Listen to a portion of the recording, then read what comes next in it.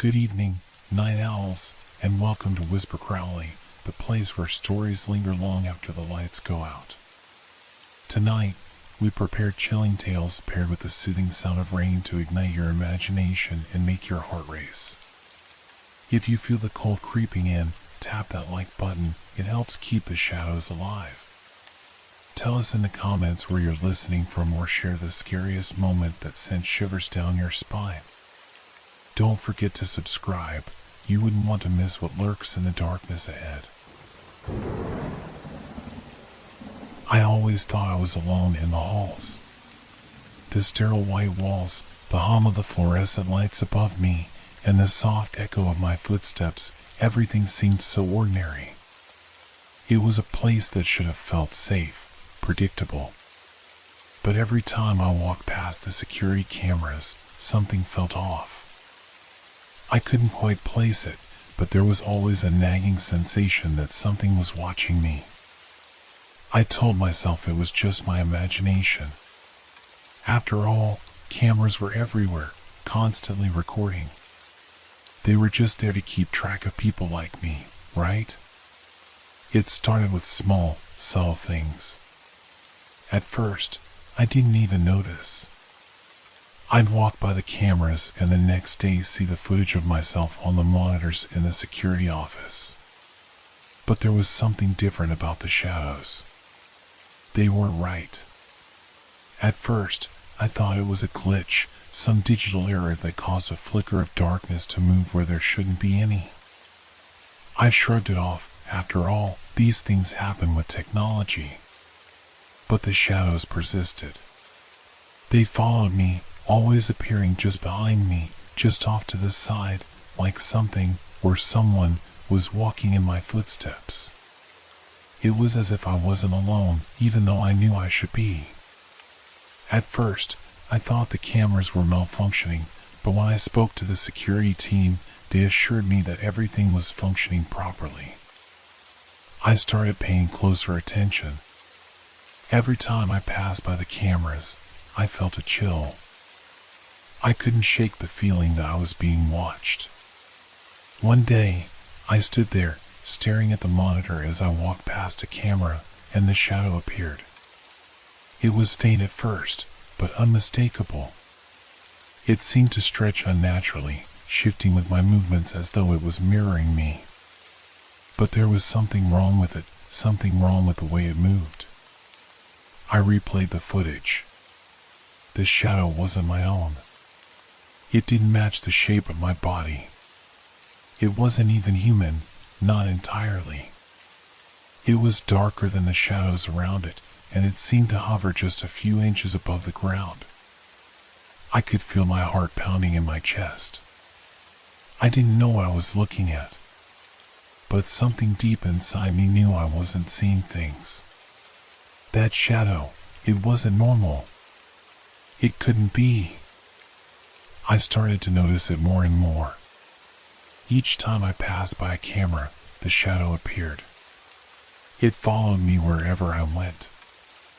I even tried walking in circles, changing my path, but it always appeared in the same places, always just behind me, just at the edge of the camera's view. And each time, it lingered a little longer. The worst part was that the shadow didn't disappear when the camera stopped recording. It stayed on the footage, a dark presence that refused to vanish, as if it had somehow embedded itself into the very fabric of the video. I was starting to feel paranoid, unsure whether it was the cameras malfunctioning or if something far more sinister was happening. Every time I walked past the cameras, I could hear a faint sound, like the sound of footsteps that weren't mine. It was a soft, almost inaudible sound, but I could hear it nonetheless. And it seemed to be growing louder with each passing day. I tried to ignore it, thinking I was just imagining things. But the unease kept building. It wasn't just the shadow anymore. It was the feeling, the overwhelming sense that something was in the room with me, watching my every move. It was as though I wasn't just being recorded, I was being hunted. I could no longer deny it. Something was wrong. The question was, what was it? And why was it following me? The feeling of being watched didn't let up. In fact, it only grew stronger with each passing day. I couldn't stop thinking about the shadow, the way it moved like it was alive, following me, mirroring my every step. I couldn't escape it. It was always there, lingering just behind me in the footage. But the more I tried to focus on it, the less I understood. The shadow wasn't just an anomaly. It was something else. Something wrong. At night, when the building was quieter, I found myself walking the halls, hoping for an answer. There was no one else around, just the low hum of the lights above and the distant sound of the air conditioning. The silence pressed in on me, and every time I passed a camera, I felt the familiar coldness creep over my skin. I couldn't shake the feeling that something was following me, something that wasn't human. I tried talking to the security team again, but they just gave me strange looks, brushing me off. "Cameras don't lie," one of the guards said. "If you're seeing something, it's probably just a glitch. They happen sometimes." But I knew it wasn't a glitch. I had seen it too many times. The shadow wasn't a trick of the light. It was too deliberate. Too real. And then there were the sounds. At first, it was just the soft, almost imperceptible scrape of something moving. But the sounds were growing clearer now, becoming louder. It started as a rustle, a whisper in the air. Then, one night, I heard it clear as day. It was footsteps. Slow and deliberate, echoing down the empty hall. I froze, my breath caught in my throat. But when I turned around, there was nothing there. The footsteps continued, though, following me. I quickened my pace, but they stayed with me, as though someone was right behind me, walking in sync with my movements. I glanced at the cameras again, hoping for some kind of proof. But when I looked, all I saw was the same thing, myself, walking alone, and the shadow. It was there, right behind me, just out of sight in the corner of the frame. I didn't know what to do anymore. The paranoia was eating away at me. I couldn't trust my own eyes. What if it wasn't a glitch? What if the cameras were showing me something real? Something I couldn't explain? I decided to take matters into my own hands. If I could catch it on video, maybe I could prove to myself that I wasn't losing my mind. I would stay in the building after hours, alone with the cameras, and see if I could capture the shadow in real time. That night, I walked past the cameras as usual, but I kept my eyes trained on the monitors. I wanted to see if it would appear again. I waited in the dim light of the security room, my heart racing, my breath shallow.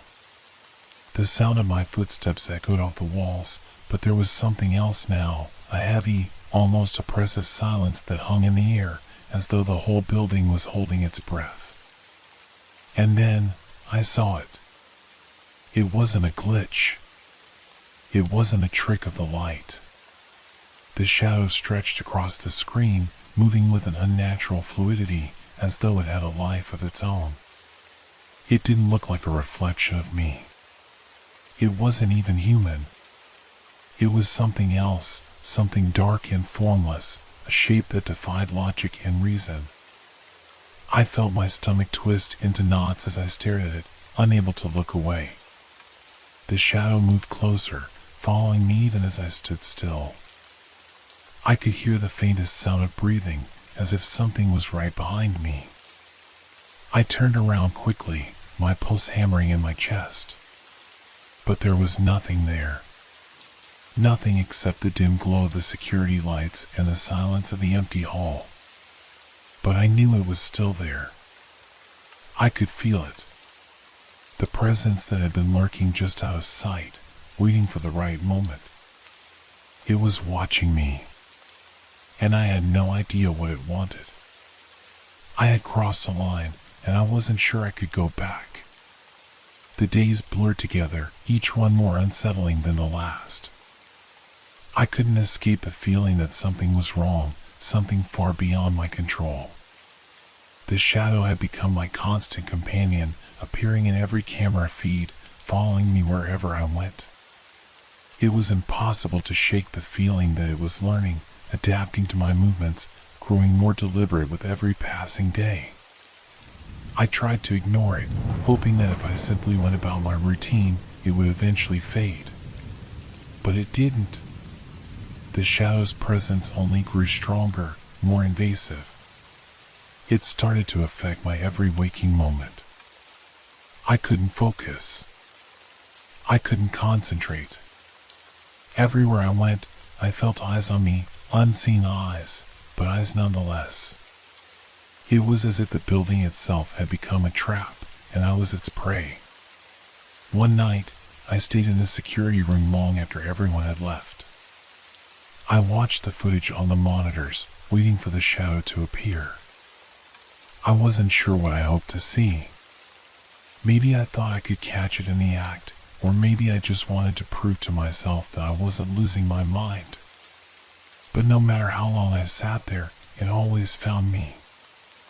I could hear the faint footsteps again, echoing through the empty halls, but now they were louder, closer.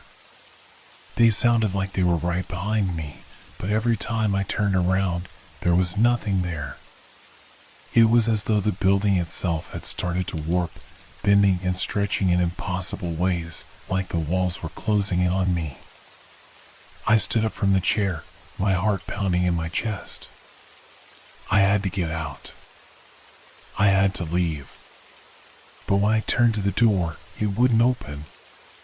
The handle wouldn't turn. Panic surged through me as I tried again, throwing my weight against the door, but it was stuck. My breath came in shallow gasps. I was trapped.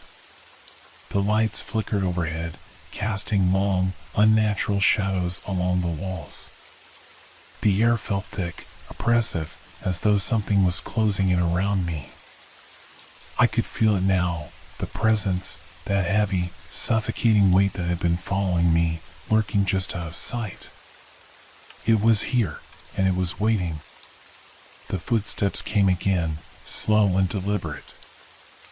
I could hear them getting closer, closer, until they were just behind me. But when I turned, there was nothing. Only the dark, empty room and the ever-present hum of the lights. I backed away from the door, feeling my pulse race. The air was thick with tension, and the silence was deafening. I had to get out. I had to escape. But the more I tried to move, the more the building seemed to shift around me, as if it was alive, shifting to trap me in its maze. I turned back to the monitors. The shadow was there, just as I had expected. But now it was different. It wasn't just a shape anymore. It was a figure, standing in the corner of the frame, watching me. I could see the outlines of its form, its dark, twisted shape, as it shifted and twitched in ways that didn't make sense. It wasn't human, and it wasn't something I could explain. It wasn't just following me anymore. It was waiting for me to make a move. And I was terrified to know what would happen if I did. The footsteps grew louder again, and I turned, finally seeing it. The shadow wasn't a shape on a screen anymore. It was here, in the room with me. It was tall and dark, its form stretching unnaturally, as if the laws of reality didn't apply to it. I couldn't look away, but I couldn't move either. My body was frozen, my mind screaming at me to run, to escape, but I was paralyzed. It stepped forward. The air grew cold, the temperature dropping rapidly, as though the very warmth of the room was being sucked away. The shadow was closer now, looming over me, its presence oppressive and suffocating. I could feel its gaze, even though it had no eyes. I backed up, stumbling, my hands reaching for the door again. But the handle wouldn't budge. I was trapped, and the shadow was closing in on me. There was no escape. Suddenly, I heard a voice, a low, guttural whisper that seemed to come from nowhere and everywhere at once. "You shouldn't have looked." The words chilled me to my core. My heart pounded in my chest, and for a brief moment, I thought I was going to faint. But I couldn't look away. I had to know what it wanted, what it was. The shadow moved again, its form twisting and warping in unnatural ways, as though it were made of darkness itself. It reached out, and I could feel its cold touch on my skin. My breath caught in my throat as I gasped for air, but it was like I couldn't breathe. The walls seemed to close in tighter, the very air pressing down on me, suffocating me. Then, the world went dark. I don't know how long I was unconscious. It could have been minutes, hours, or even days. Time seemed to lose all meaning in that place. The darkness that had consumed me felt endless, stretching out until I couldn't remember what life looked like. But eventually, I woke up. I found myself back in the security room, slumped against the wall, my limbs heavy and numb. The air smelled stale, like something had been left to rot for far too long. My head throbbed with pain, a dull ache that seemed to pulse in rhythm with my heartbeat. For a moment, I thought I might still be dreaming. But then, I saw it, the mark. At first, I thought it was just a trick of the light, a shadow cast across my arm. But when I looked closer, my stomach twisted with dread. There, etched into my skin, was a dark symbol, an intricate design, almost like a burn, that seemed to pulse with its own eerie energy. It wasn't a scar. It was something alive. I recoiled, pulling my sleeve down to cover it, but the mark didn't go away. It was like it had been branded into me, a permanent fixture on my skin. I tried to shake it off, to convince myself it was just a hallucination, but deep down, I knew it wasn't. The shadow had touched me. And now, it had left its mark. The room around me felt even colder than before, as if the very temperature of the building had dropped. My breath came out in visible puffs of air, and I shivered involuntarily. The humming lights above flickered, casting long, uneven shadows that stretched across the walls. I couldn't escape the feeling that something was still watching me, even in the dark. I glanced at the monitors again, hoping for some sense of normalcy, some way to understand what was happening.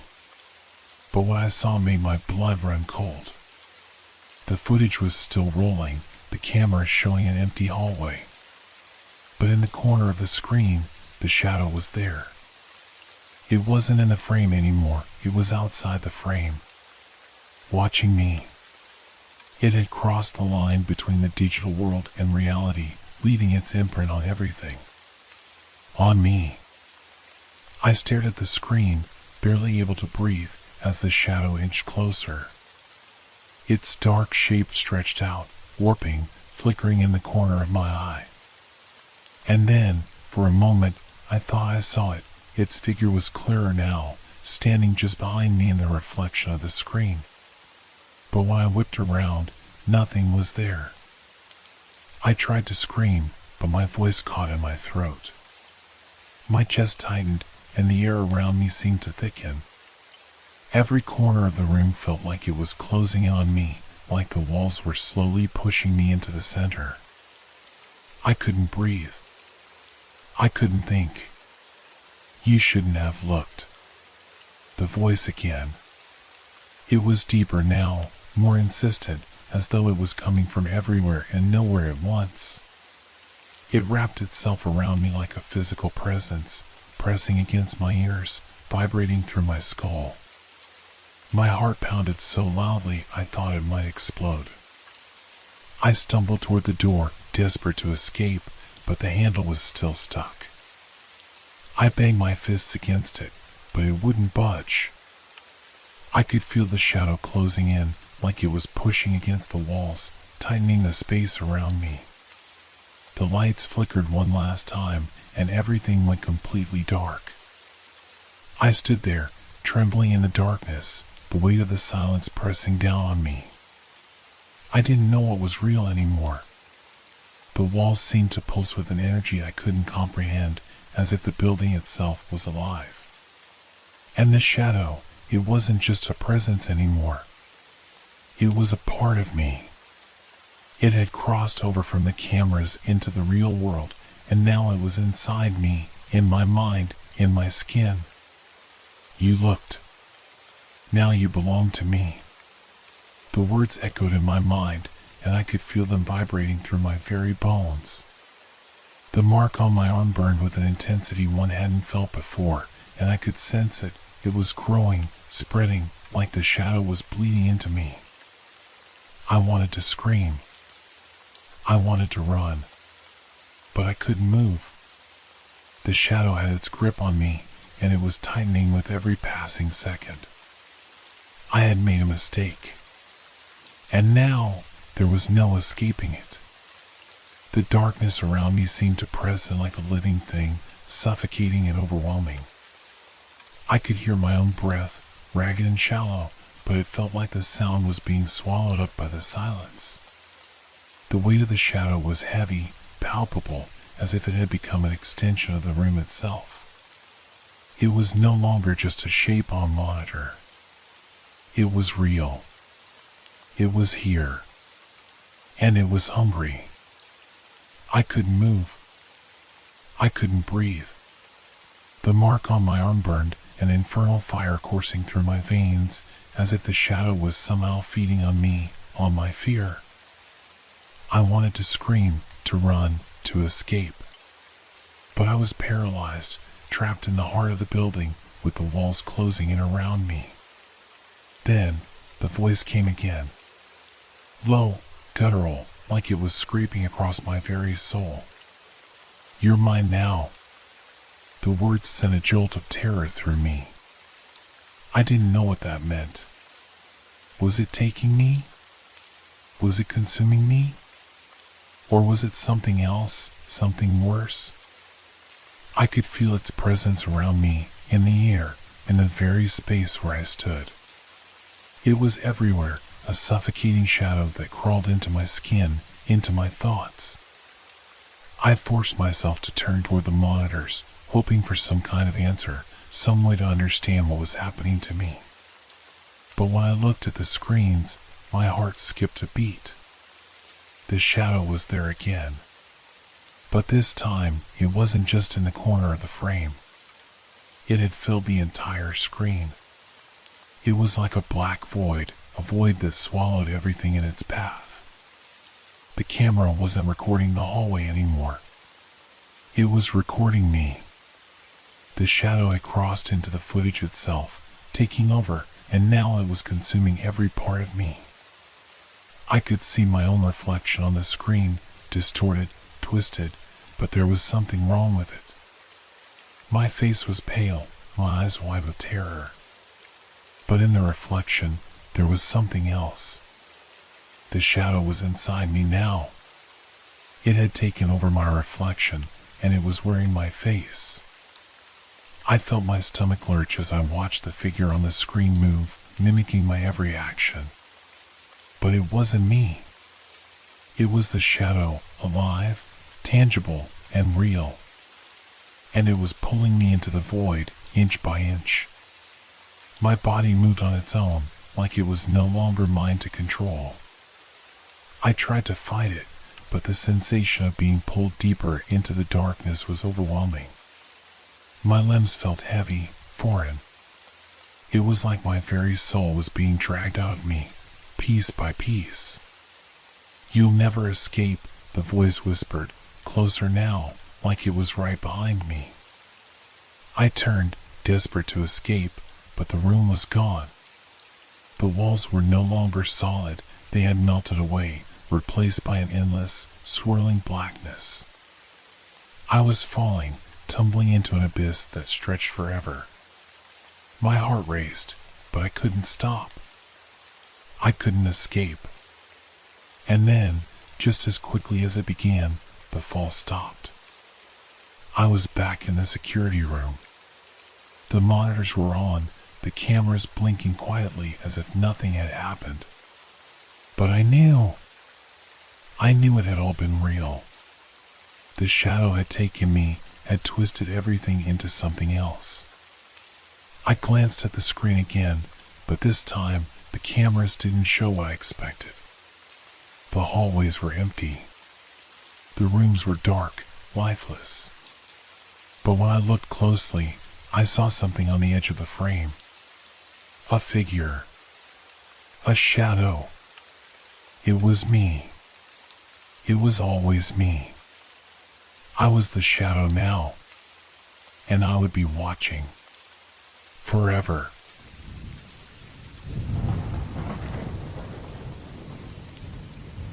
It was late, much later than I had intended to stay up.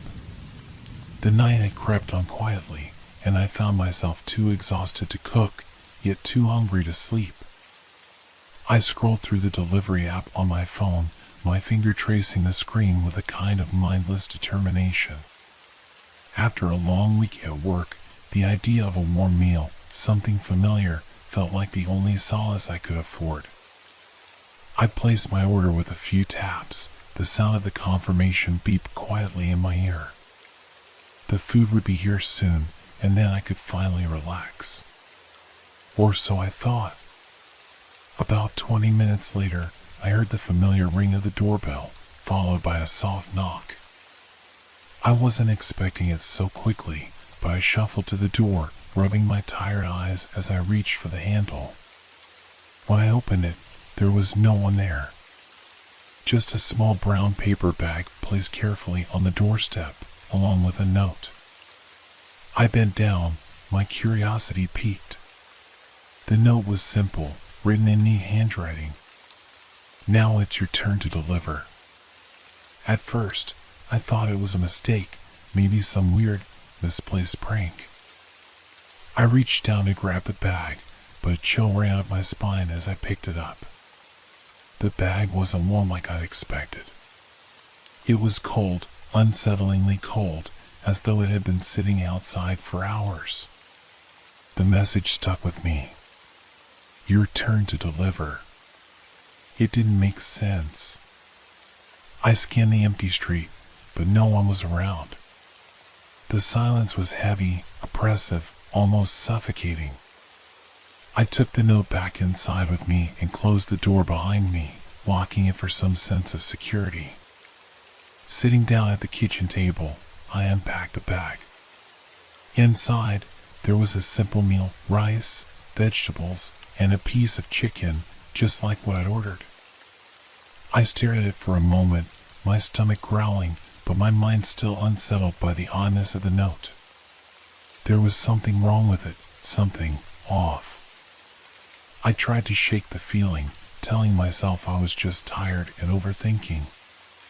But something kept tugging at me, a gnawing discomfort that wouldn't go away. I turned the note over. There was nothing on the back. No clue, no explanation. Just that one cryptic line. And then, I saw something strange, a small smudge on the paper, like a fingerprint, right in the corner. I leaned in closer. It was still cold, even though I had been inside for several minutes. The ink on the note was still fresh, undisturbed. A loud thud from the hallway made me jump, causing the chair to scrape against the floor. My eyes darted toward the sound, but there was nothing. I held my breath for a moment, trying to steady myself. Just the house settling, I told myself. Nothing to worry about. But the unease kept building, settling deeper in my chest. As I sat back down, I noticed something else, something even more unsettling. The food was moving. Slowly, so slowly, the rice shifted. Not much, just a few grains, but it was enough to make my stomach drop. The chicken was also slightly shifted, as if someone had taken a small bite, only to leave it behind. A sense of panic welled up inside me. I stood up, backing away from the table, the chair clattering to the ground behind me. What was happening? Why had I seen that? I wasn't imagining it. I couldn't be. The food, it was different now, unnaturally so. My phone buzzed on the counter, startling me. I glanced at the screen, but there was nothing, just an empty notification. A blank message. I picked it up, but my hands were shaking too much to hold it steady. Then, the screen flickered, and a new message appeared, one that hadn't been there before. You have 1 hour to deliver the order, or someone else will deliver it for you. I felt a cold sweat break out across my forehead. My mind raced. Deliver the order? To who? Where? The note, the strange food, none of this made sense. And yet, something deep inside me, some instinct, told me I had to follow through. Whatever this was, it had already begun. It had already found me. I looked around the room, the walls closing in as the minutes ticked by. There was no way out, no escape from the rules of this strange, twisted game. What had I gotten myself into? I glanced at the clock on the wall. 58 minutes left. I swallowed hard. The air around me was thick, almost suffocating, and my thoughts were racing as I tried to figure out what to do. And then, the sound came again, the unmistakable thud. This time, louder. I froze. The doorbell rang. Again. The doorbell rang again, slicing through the silence like a sharp knife. I froze, the cold sweat on my forehead turning into something heavier, more suffocating. My first instinct was to ignore it, to pretend I hadn't heard anything. But the reality of what was happening, the note, the strange food, the terrifying message on my phone, pushed me toward the door. I couldn't run from this. I couldn't just pretend it wasn't happening. The seconds dragged by, and with every tick of the clock, my heart raced faster. My breath was shallow, but I forced myself to stand. I had to face whatever this was. Maybe there was an explanation. Maybe it wasn't as sinister as it seemed. I reached the door, my hand trembling as I grasped the handle. The coldness of the metal made my fingers freeze for a moment, but I didn't pull away. I couldn't. I opened the door, my eyes scanning the empty porch. Once again, there was nothing there, no delivery man, no person. Only a brown package sitting quietly on the doorstep. But this time, it wasn't just a bag. There was something else. A small, folded piece of paper, the edges slightly torn, as though it had been crumpled in a hurry. I bent down to pick it up, my fingers brushing against the rough surface of the paper. The same unsettling chill that I'd felt earlier crept up my arm. I unfolded it carefully, almost afraid of what it would say. Now you must deliver to someone else. Don't ignore the rules. I read the note twice, my mind struggling to comprehend what it meant. Deliver to someone else? Was this some kind of twisted joke, a game I had unwillingly become a part of? Or was this something far worse, something that followed its own rules, with no mercy for those who didn't obey? I glanced at my phone again, but there was no new message this time. The clock had moved to 55 minutes. The pressure in my chest grew heavier. I thought about the food inside, sitting cold on the table. It wasn't just about the meal anymore. It wasn't about the delivery, it was something much darker. Whoever had sent this wasn't going to let me walk away. I could feel it deep inside, a gnawing, suffocating certainty. But who? Who was behind this? Why me? I felt a shiver crawl down my spine. My hands were shaking, but I couldn't stop myself. I needed answers. I needed to know what the hell was going on. I closed the door behind me and moved back to the kitchen. The food was still there, sitting untouched, the chicken and rice as cold as before. But now, I saw it clearly. The message wasn't just in the note. It was in the food itself. The rice had shifted again, the pattern almost intentional. Someone had arranged it. Someone had left a mark.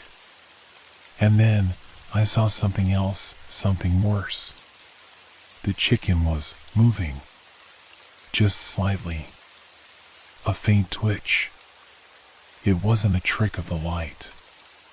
The piece of meat that had once been still was now shifting again, as though it was alive. I stepped back, my breath coming out in a rush, my head spinning. I was no longer thinking rationally. This wasn't just a prank. There was something here, something I couldn't see, but I could feel it. The temperature in the room had dropped, and my breath puffed out in clouds of white air. My eyes scanned the room, every corner now filled with shadows. The lights above flickered. I had to deliver the food. But to who? Where? How? The note had said someone else, but there was no direction, no clue. The fear that had gripped me earlier was turning into a cold panic. Time was running out. I turned back to the phone. There was still nothing new, no message, no instructions. But the clock was ticking down. 50 minutes left. I grabbed the bag, feeling the weight of it in my hands. My fingers brushed against the edges, feeling something foreign. Something different. The chill had intensified. I had no choice but to follow the rules. I grabbed my jacket, slipping it on quickly. I didn't know where I was going or who I had to deliver this to, but the only thing I could trust now was that I had to do it. There was no turning back. The moment I opened the door, the temperature dropped again. A gust of wind swept through the hallway, cold enough to send a shiver down my spine. But there was something else, a sound. The faintest scraping noise, almost imperceptible at first, but it grew louder, closer. I turned, panic surging through me, but there was nothing there. I shook my head, trying to steady my nerves. The street outside was quiet, too quiet. The houses on either side were still, the darkness hanging heavily over them like a blanket. There was no one around. No sign of life. Yet something told me I wasn't alone. The scraping noise stopped, and I glanced toward the end of the street. The shadows seemed to shift, but I couldn't tell if it was my imagination or something more. Every instinct in me told me to leave, to run, but I couldn't. I had to deliver the food. I stepped forward, the weight of the bag heavier now, as if it had grown in size. The air was thick, almost suffocating. The shadows at the end of the street seemed to stretch toward me. I took a deep breath. There was no turning back. My footsteps echoed in the empty street as I moved forward, the bag clutched tightly in my hands. The silence felt unnatural, oppressive, like the whole world had gone still in anticipation. I glanced around, half expecting something to leap out of the darkness, but there was nothing. Just the cold, the shadows, and the increasingly unbearable pressure in my chest. The air was thick with tension, and the streetlights flickered intermittently, casting long, distorted shadows across the pavement. My heart was pounding in my ears. Every step I took felt heavier than the last, as though something was pulling me back, urging me to stop. But I couldn't. I had to deliver the food. The rules were clear. The farther I walked, the more the world around me seemed to shift. The houses, once familiar, now appeared warped, their windows reflecting nothing but a black void. The trees along the street stood still, their branches twisted in unnatural shapes. There was no sound, no rustling of leaves, no chirping of distant birds, nothing. Just the heavy, suffocating silence that made every movement feel like a violation of some unseen law. I reached the end of the street, where it branched into two directions. One path led deeper into the neighborhood, the other toward a dark alley that seemed to swallow the light. I stood there for a moment, frozen, unsure which way to go. My mind raced, but I couldn't come up with an answer. I didn't have time to think. The note hadn't given me an address. It hadn't told me who I needed to deliver the food to. But I knew. Somehow, I knew that the answer lay in that alley. It was as though an invisible hand was guiding me, pushing me toward it. I turned toward the alley. The moment I took the first step, the wind picked up, biting cold against my skin. The temperature seemed to drop even further, and my breath came out in visible puffs of light. I could feel my heart racing faster, my chest tightening as I walked deeper into the alley. The shadows felt more alive here, more real. They seemed to move, flickering in the corners of my vision, but when I looked directly at them, they vanished. The alley was narrow, the walls on either side pressing in like the jaws of some unseen creature. The further I went, the darker it became, the light from the street lamps barely reaching the ground beneath my feet. The shadows clung to me, and the air felt thick with something dark, something that didn't belong. I could hear a faint whisper, so quiet I almost couldn't make it out. It was coming from ahead, from the very end of the alley. The closer I got, the clearer the words became. Deliver it to the door. I froze. A door. At the end of the alley, I could see it now, a door that hadn't been there a moment ago. It stood alone, in the middle of the brick wall, bathed in an eerie, unnatural light. It was a wooden door, weathered with age, but there was no sign of anyone living in the building. No windows. No other doors. Just that one. I took a hesitant step forward, my fingers still gripping the bag tightly. The whisper grew louder, more insistent. Deliver it to the door. It's your turn. I didn't want to go any closer. Something inside me screamed to turn around, to run, to escape. But my legs moved of their own accord, carrying me forward, each step pulling me closer to the door. The moment I reached it, the whisper stopped. The silence returned, but now it was deafening. I stood there, staring at the door, unsure of what to do next. I looked down at the bag in my hands, its weight now unbearable, as though it had somehow grown heavier with each passing moment. A soft creak echoed from behind the door, as if someone, something, was waiting for me. My pulse quickened, and I felt a cold shiver crawl down my spine. I couldn't stay here, but I couldn't leave either. I had no choice but to knock. I lifted my hand to the door, the knocker cold under my fingers, and rapped 3 times, the sound echoing in the quiet alley. The door creaked open on its own, slowly, as if inviting me in. The darkness beyond was thick, almost suffocating, but I stepped inside anyway, drawn in by some invisible force. The air was damp, heavy with the scent of mildew and decay. The room was dark, save for a single light hanging from the ceiling, casting long, crooked shadows across the floor. I placed the bag on the small wooden table by the door, my fingers trembling as I did so. The door slammed shut behind me, and I spun around, my breath catching in my throat. The room was now completely dark, save for the single light above me. I could feel something in the air, something pressing in from every side, something watching me, waiting. Then I heard the voice. "You've made your delivery. But the game isn't over yet." I spun around, my heart hammering in my chest, but there was no one there. No figure.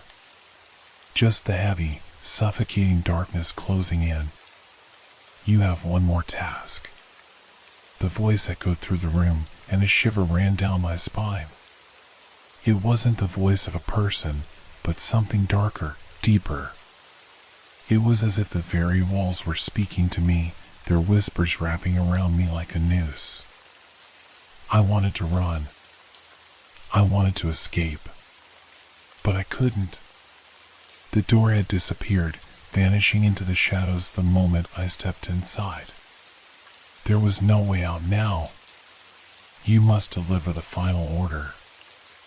I had no idea what it meant, but I knew I had no choice. I had to do it. There were no rules, no instructions, just the twisted feeling that if I didn't, something worse would happen. I felt the weight of the bag in my hands again, and I knew what I had to do. I stood in the darkness, my pulse pounding in my ears, trying to make sense of what was happening. The weight of the bag in my hands felt heavier now, as if it contained something far more sinister than just food. The room was cold, and the air itself seemed thick with dread, like I was being suffocated by invisible hands. The voice continued to echo in the silence, its words hanging in the air. "You must deliver the final order." The phrase repeated in my mind, becoming a mantra that I couldn't shake off. I had to finish this. But what was this final order? Who was behind all of this, and why me? I wanted to scream, to run, but every instinct told me it was too late for that. There was no escape now. The door had vanished, and I was alone in this suffocating room with nothing but the weight of the bag and the oppressive, unseen force pressing on me.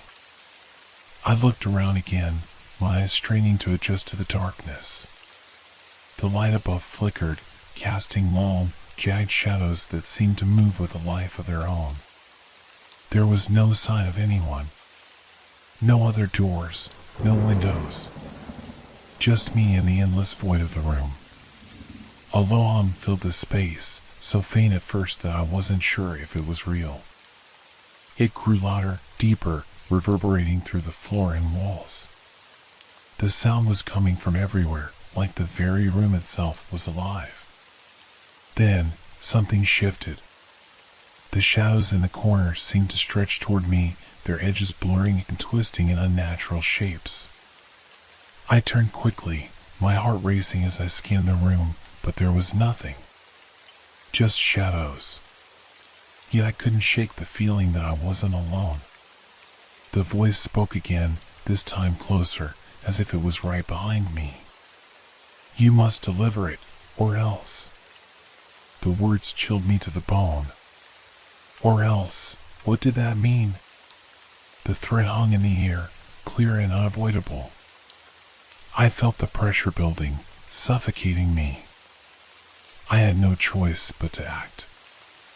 I took a step forward, my feet moving without thought, driven by the need to complete whatever this was. I looked down at the bag again, the fabric shifting in my hands. There was a weight to it now, something far heavier than before. The table where I had set it was gone, replaced by a small, dimly lit hallway. I hadn't noticed it before, but now it stretched out before me, leading to another door.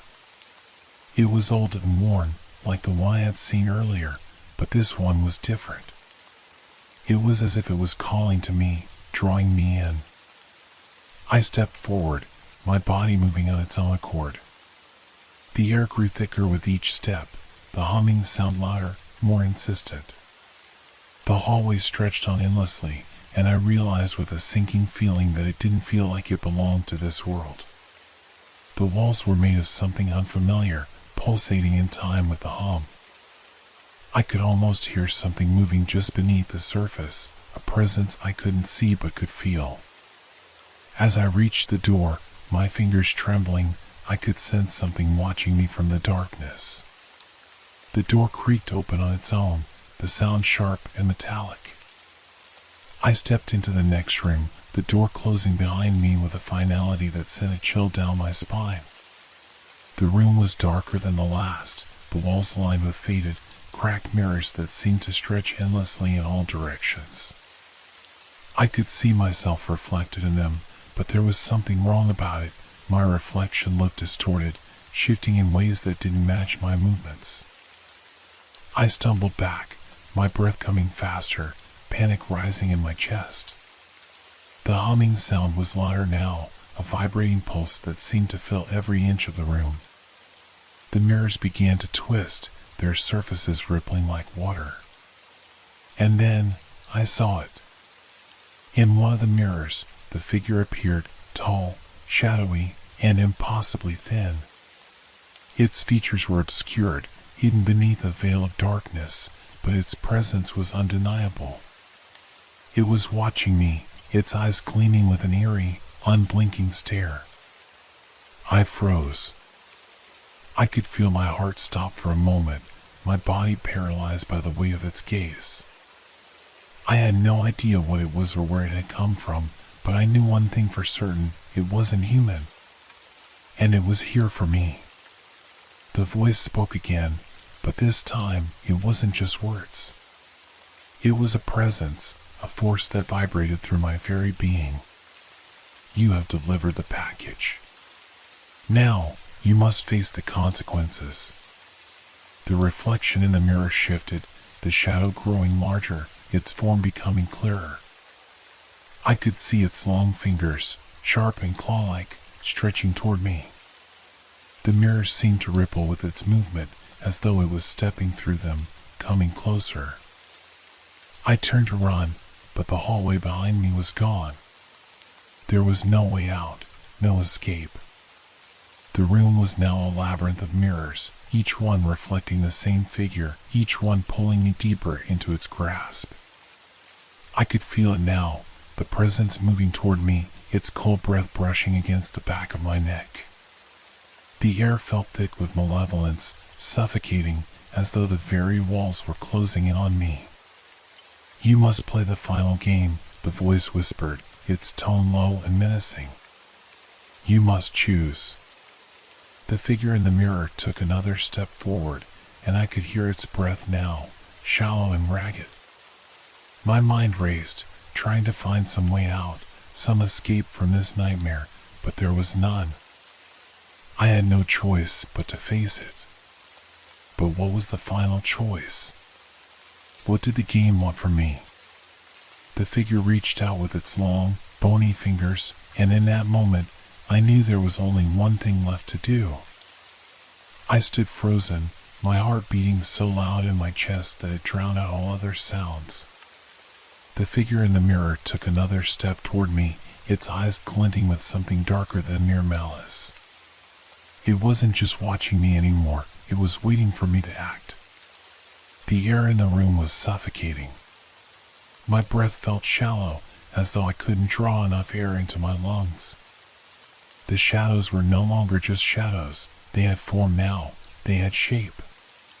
They were closing in, pressing me toward the center of the room where the mirrors formed a cage around me. I was trapped, and every mirror reflected my face, pale, wide-eyed, terrified, and the figure behind me, just a step away. The voice spoke again, this time louder, more insistent. You must choose. But choose what? What did it mean? What choice could I possibly have in a place like this, where nothing made sense?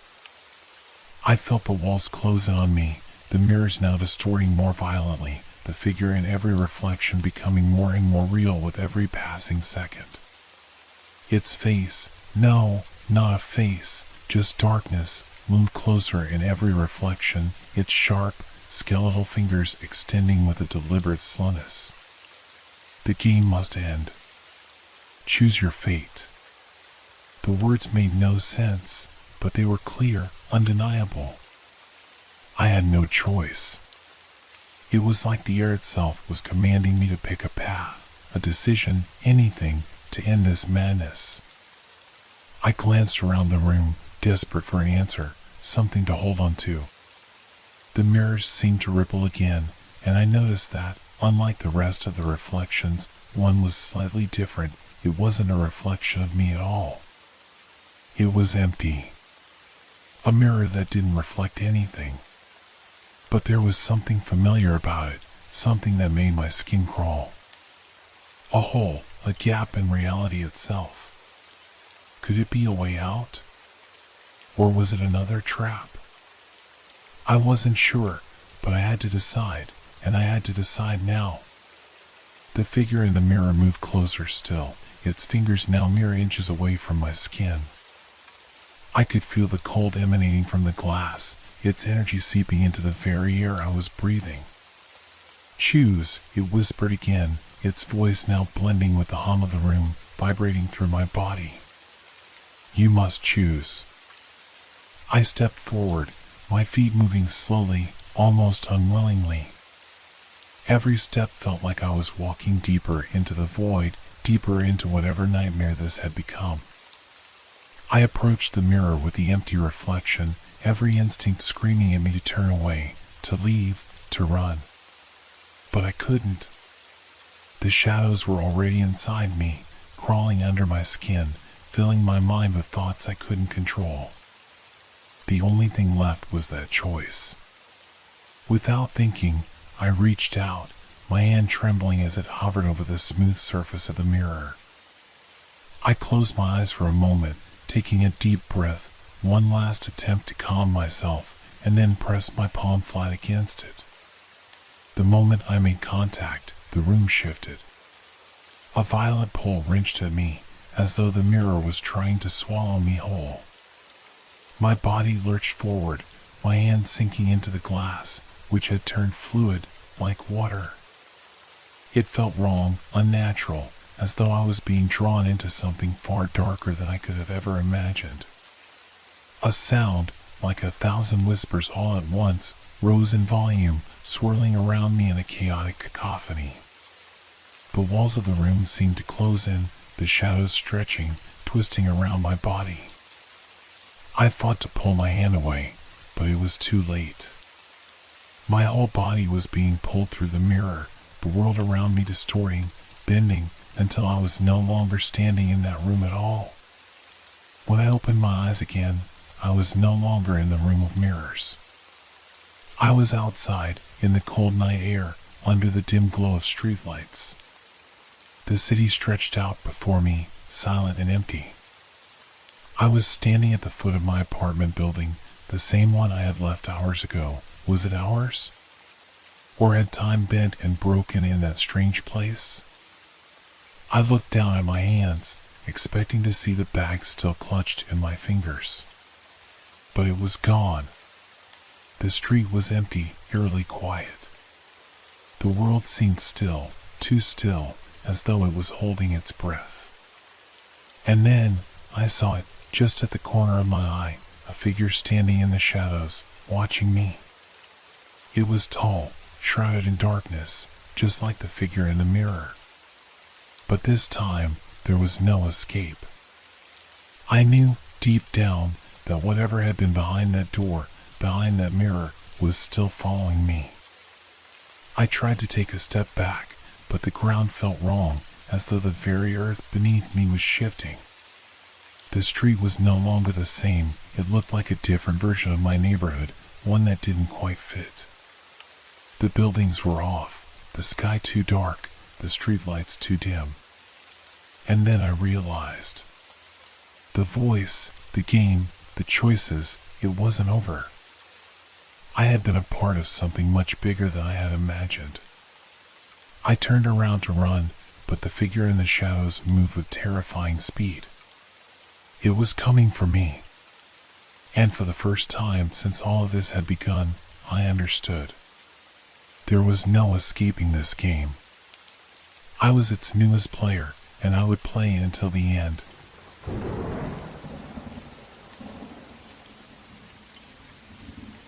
Have you ever been haunted by a sound so persistent that it starts to feel like it's coming from within you? I ask myself that question every night as the same unnerving noise echoed through my apartment. At first, it was just a slight rustle, almost like the walls were settling. But over time, it grew louder, more deliberate, like something was moving just beyond reach. It wasn't long before I couldn't ignore it anymore. I moved into this apartment 6 months ago. It was a small, dimly lit place tucked away in a quiet corner of the city. The rent was cheap and the neighborhood was quiet, a little too quiet. There were no loud neighbors, no traffic sounds to keep me awake at night, just the hum of the refrigerator and the occasional creak of the building settling. It was supposed to be peaceful, an escape from the noise of the world. But then came the sounds. At first, I thought I was imagining it. Maybe it was just the house settling, the pipes groaning, or something else easily explainable. But as the days turned into weeks, the sound persisted, scratching, scraping, soft and rhythmic, like a rodent or something larger trying to get through the walls. I told myself I was being paranoid. I told myself it was nothing. But even as I tried to ignore it, the noise grew louder, clearer, more distinct. I would lie in bed, staring at the ceiling, willing myself to fall asleep, but the sound never stopped. It would come in the middle of the night, when the city outside was silent and the apartment seemed to hold its breath.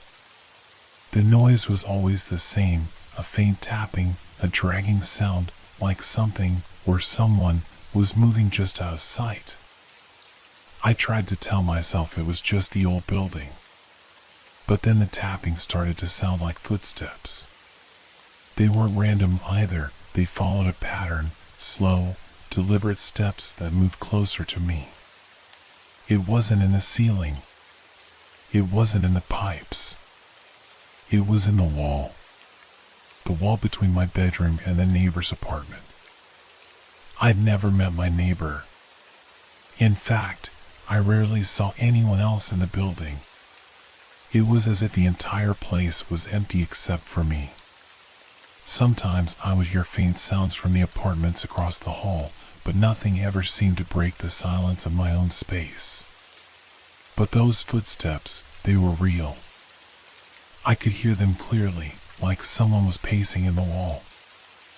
I couldn't take it anymore. The thought of calling the landlord seemed useless. He wouldn't care about something so trivial. So, one night, when the sound seemed louder than ever, I finally snapped. I grabbed a hammer and went to the wall. The tapping had become almost frantic, as though whatever was on the other side knew I was coming. I swung the hammer with all the strength I had, hitting the drywall with a violent crash. The wall splintered, and dust filled the air, but when I stepped back, I couldn't believe what I was seeing. There was a narrow hole, just big enough for me to crawl through. The wall didn't lead to another room or closet, it led to something far more disturbing. A dark, narrow hallway stretched out before me, lit by a faint, flickering light at the far end. The air was thick with dust and something else, something stale and old. I hesitated for a moment, my heart pounding in my chest. I didn't know what I was looking for, but I had to see it. I took a step forward, my breath shallow. The hallway was cramped, its walls coated in grime. The light at the end seemed to move, flicker, like it was alive. And then I heard the breathing. It was soft at first, barely audible, but then it grew louder, closer. It was coming from the end of the hallway, and I could feel it vibrating in my bones. The sound of labored breathing, slow, deep, like someone was waiting for me. I wanted to turn back. I wanted to run. But my legs wouldn't move. I forced myself to take another step, my mind racing with questions I couldn't answer. What was this place? Who had built it? What had I uncovered? As I crept forward, the breathing grew louder. It was no longer just a sound, it felt like it was inside me, surrounding me, pressing against my chest. The light flickered again, and that's when I saw it. A door. The door was old, withered, with peeling paint like it had been forgotten for years. But there was something about it, something that made my skin crawl. The door was slightly ajar, and I could see a figure standing inside, just out of reach of the light. The figure didn't move. It didn't speak. But I could feel its presence, like it was aware of me, waiting for me to come closer. I reached for the doorknob, my fingers trembling. The figure didn't make a sound, didn't move. But I could feel it.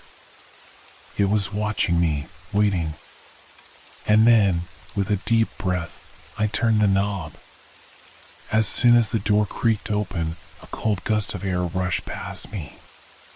It wasn't the kind of chill you'd expect from a room that hadn't been opened in years. It was a raw, unnatural cold that seemed to seep into my very bones, sinking deep into my flesh.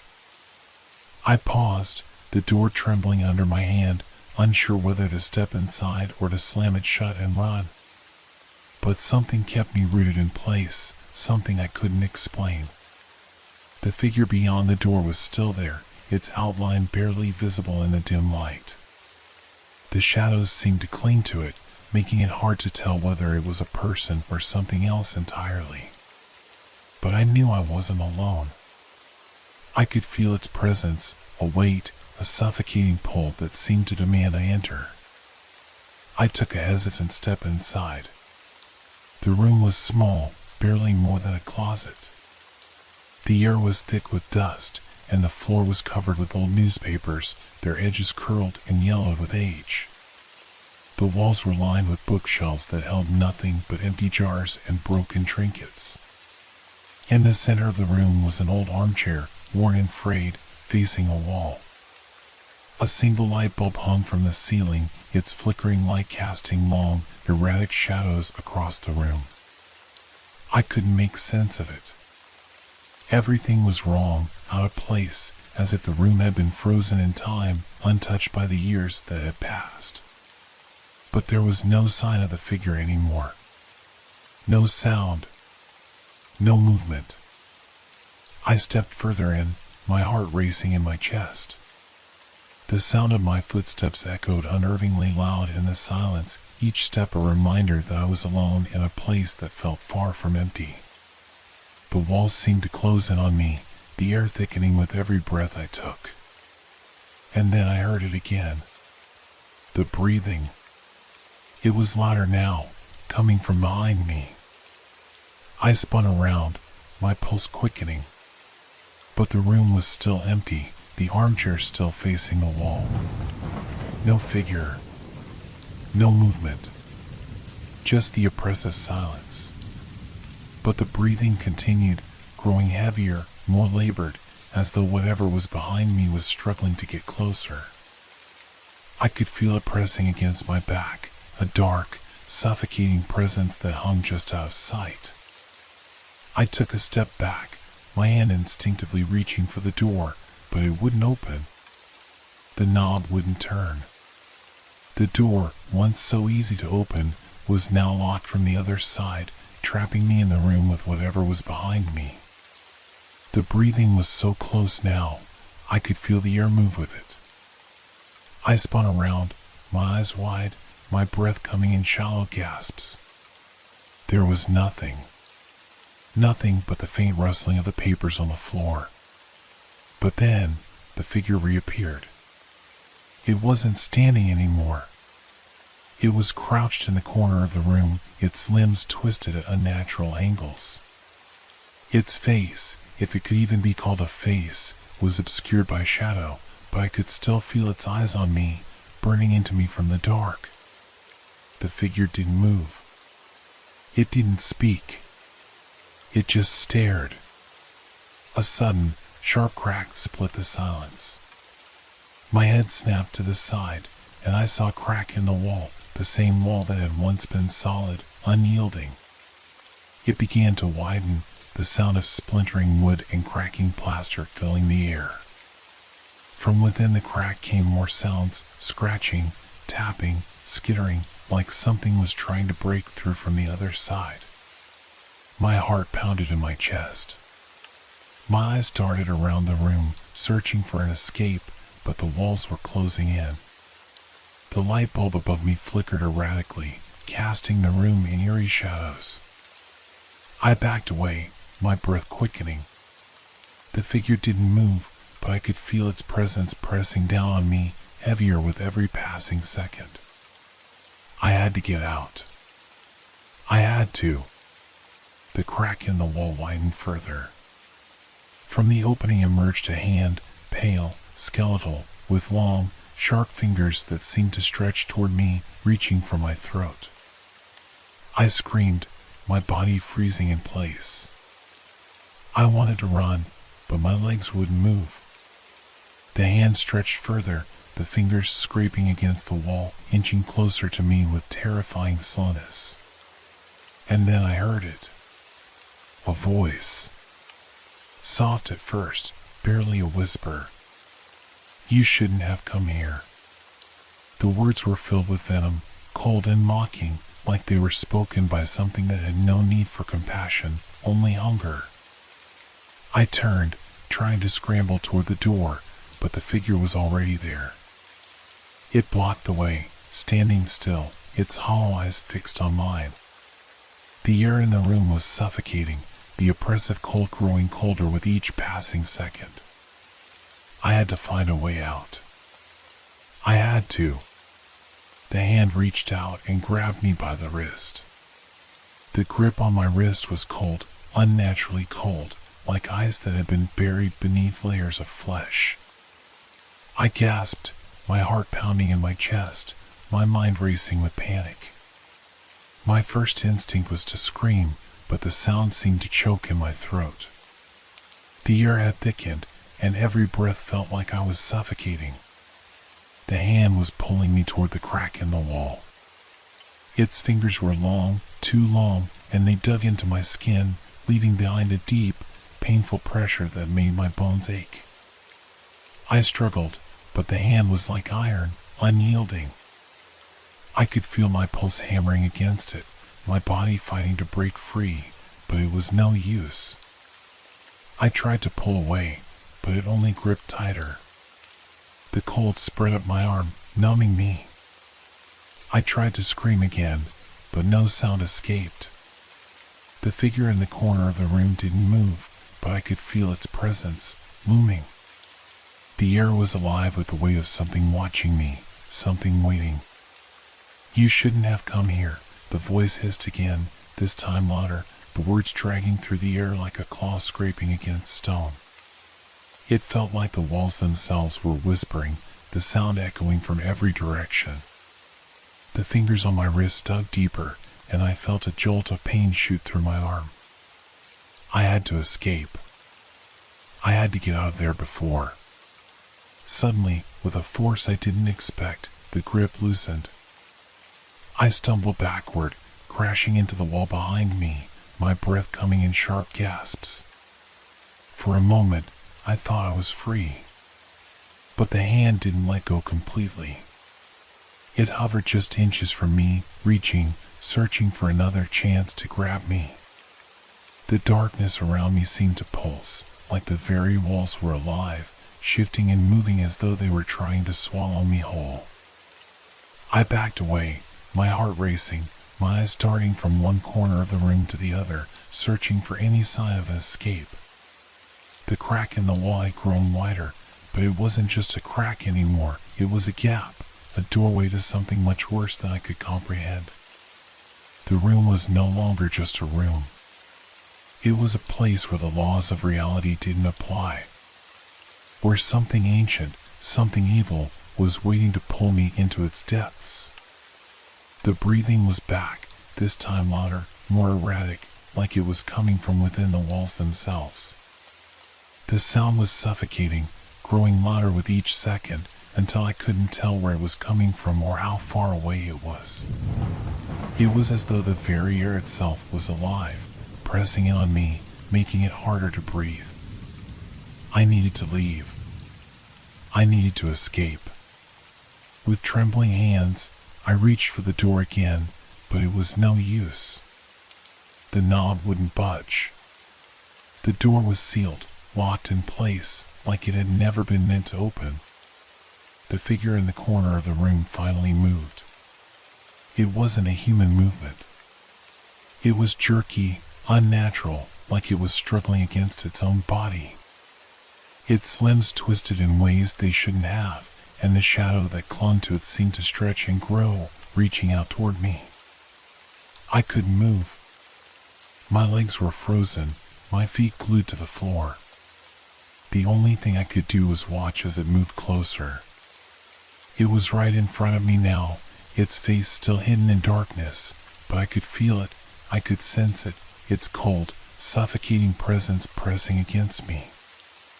I could feel its eyes on me, watching, waiting. And then, with a voice that was no longer a whisper but a low, guttural growl, it spoke again. "You're not supposed to be here." The words echoed in my head, bouncing off the walls, reverberating through every inch of the room. I wanted to scream, to run, but my body wouldn't respond. I was paralyzed, trapped in place by something far more terrifying than I could ever understand. The figure reached out, and I felt its hand brush against my skin. The touch was cold, like death itself, and I could feel something inside me snap. A part of me was giving in, giving up, sinking into the darkness. But then, just as suddenly as it had appeared, the figure withdrew. I collapsed to the floor, gasping for air. My hands trembled, my heart pounding in my chest like it was trying to escape. The figure was gone, but I could still feel it, its presence lingering in the air, suffocating, pressing down on me. The crack in the wall was still there, but now it was wider than before. Through it, I could see a faint light, distant and flickering, like it was calling me. It wasn't an ordinary light. It was something unnatural, like a lure pulling me into the unknown. I didn't want to go. I didn't want to follow it, to see what was beyond that gap. But the more I fought it, the more I felt an undeniable pull, a magnetic force that seemed to draw me closer, like I was bound by some invisible thread. I stood up, my legs shaking, my body aching from the terror that had coursed through me. My mind was racing. Should I stay? Should I run? Could I escape? But as I turned to face the door once again, I saw it. The figure was back. It was standing just behind me, so close that I could feel its breath on my neck. But this time, it wasn't silent. It was laughing. The laughter echoed in the room, cold and mocking, as if the very walls themselves were joining in. It wasn't a sound I could easily describe, too unnatural, too empty. It wasn't the laugh of a person, but something far older, something that knew no warmth, no joy, just hunger. The sound seemed to wrap around me, pulling tighter with every passing second. I froze. My heart skipped a beat, then began to race uncontrollably. I didn't dare turn around. I couldn't. The air felt thick with malice, like the room itself was alive, watching me, waiting for something I couldn't comprehend. "You're still here?" the voice hissed again, now closer than ever. The words curled around me like smoke, making my skin crawl. "You should never have come." The room felt smaller now, its walls pressing in, closing around me. The flickering light above me cast shadows that danced and twisted on their own, growing long and distorted. The darkness seemed to stretch, filling the corners of the room, pushing the light further into retreat. I was trapped, unable to escape, unable to even breathe without feeling the weight of that laugh on my chest. I turned slowly, heart thudding painfully in my ears. It was right there. The figure was standing just a few feet away, its form barely visible through the ever-deepening shadows. But I could feel it. I could feel its presence, its coldness wrapping around me, stifling my breath. Its face, if it could even be called a face, was still hidden, but the air shimmered with a dark, oppressive force that made my stomach churn. It stepped closer. I couldn't move. My legs were frozen in place, my muscles betraying me. Panic surged within me, but it was as if the room had swallowed my ability to think clearly.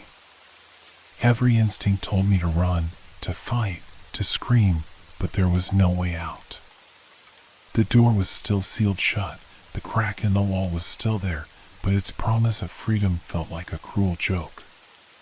Whatever was behind that gap, I knew deep down that it wasn't going to help me.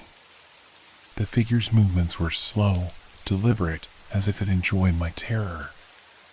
Every step it took brought me closer to the edge of something darker than I could ever imagine. And then, as if reading my thoughts, the figure spoke again. "You cannot leave." The voice was more insistent this time, a rasping whisper that slid under my skin and crawled into my thoughts. My mind screamed in defiance, but my body couldn't respond.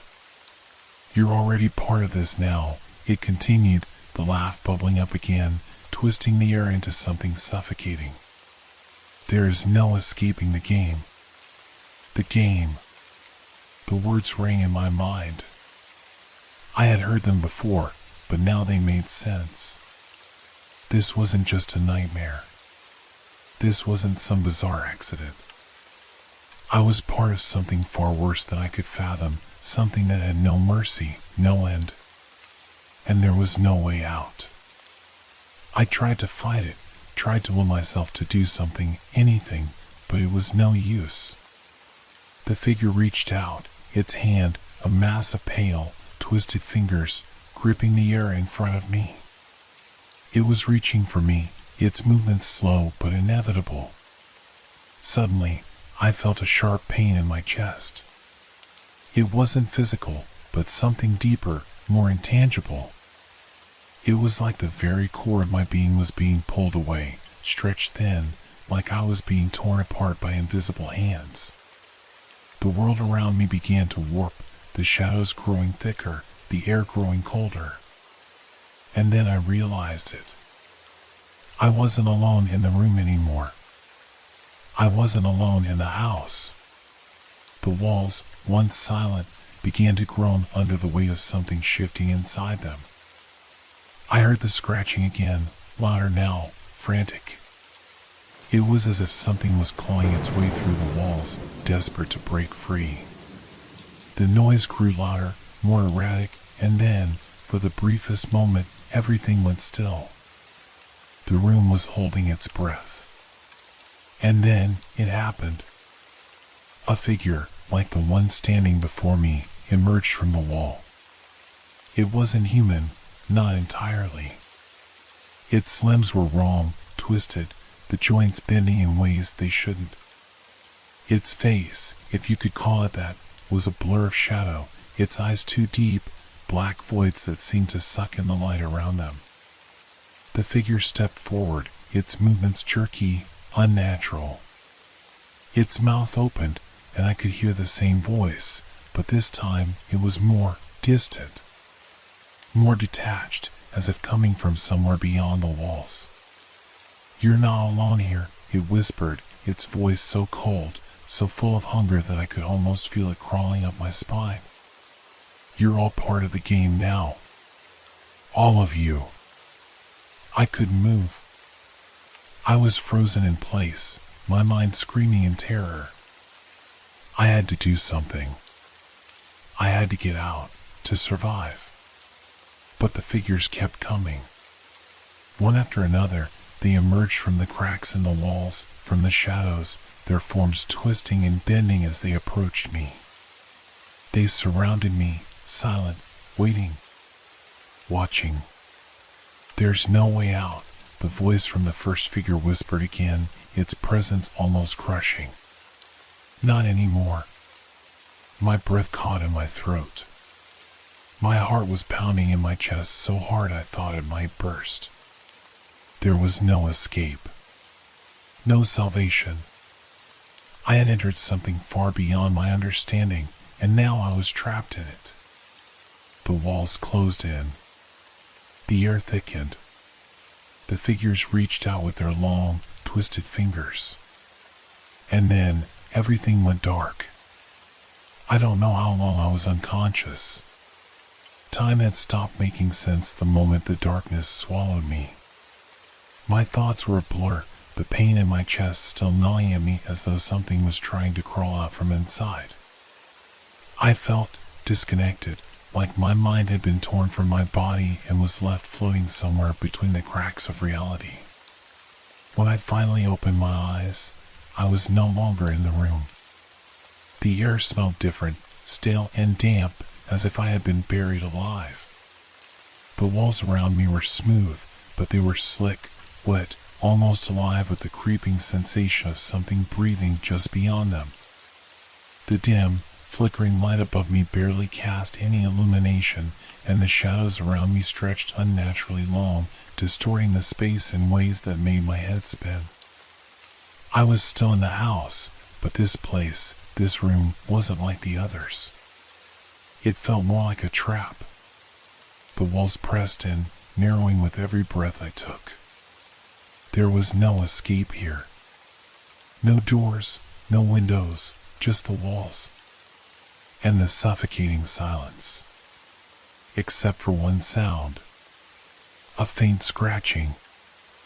I followed the noise, my heart sinking lower with each step. It was coming from the far corner, where the shadows were thickest, where the light couldn't reach. I could almost feel the air shift as I approached. The moment I touched the wall, the scratching stopped.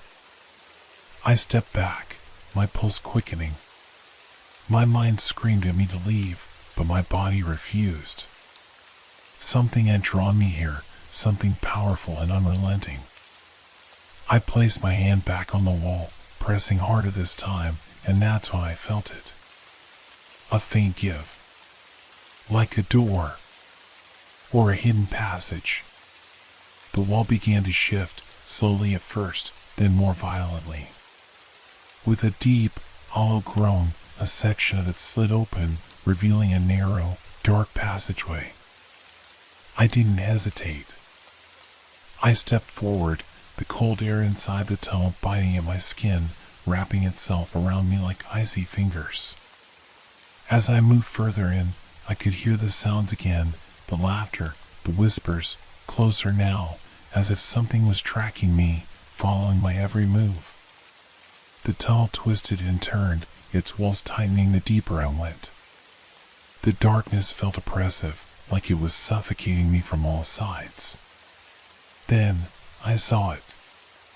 At the end of the tunnel, there was a door. It wasn't like the others. No, this one was different.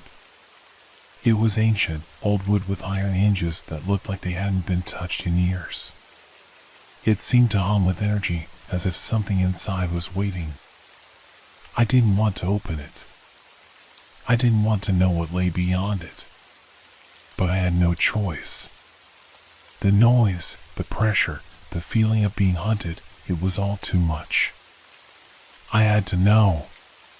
With trembling hands, I grabbed the handle and twisted it. The door opened with an ear-piercing creak, revealing a room beyond. I stepped inside, and the temperature dropped instantly. My breath fogged in front of me, the cold seeping into my bones. The room was empty, save for a single chair in the center. And on that chair was something I had seen before. The note. The same note I had found earlier. Now it's your turn. I looked around in horror. This was the place. The game. I had somehow ended up here, and now there was no turning back. There were no more rooms, no more walls to break through, no more passages to run down.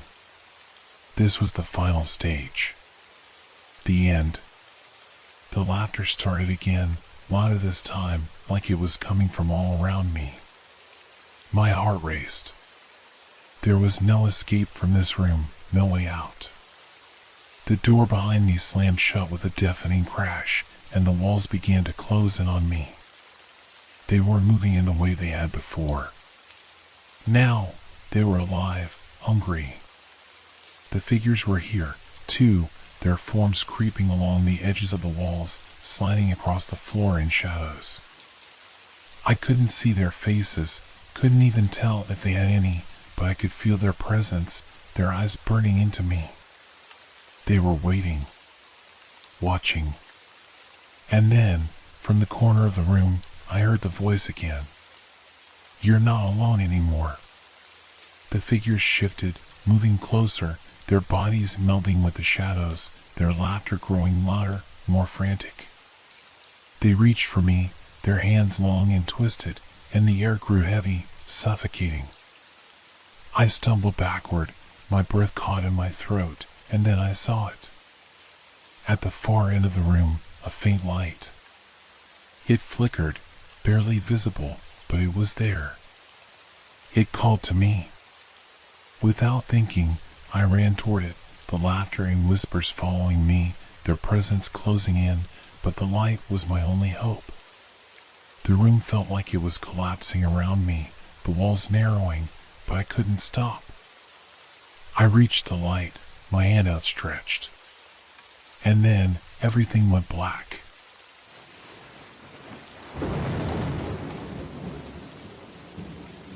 I still don't know what I saw that night. I wish I could forget it. But every time I close my eyes, I see it, the thing that stared back at me from the window. The thing I was never supposed to look at. I had always been the kind of person who believed in rules. I'm not superstitious, but there was something about the landlord's warning that stuck with me. His words echoed in my head the moment I stepped through the door of the apartment. "Don't look out the window after sunset," he had said, his eyes darting nervously around the room as if something was watching. "I'll cut the rent in half if you follow this rule, no exceptions." It was strange, but who could resist such a deal? The rent was dirt cheap, and I'd been struggling with my finances. Plus, it was a nice apartment. Spacious, quiet, located on the outskirts of town where nobody bothered you. Perfect. I should have trusted my instincts. But I didn't. And I regret it deeply. At first, everything was fine.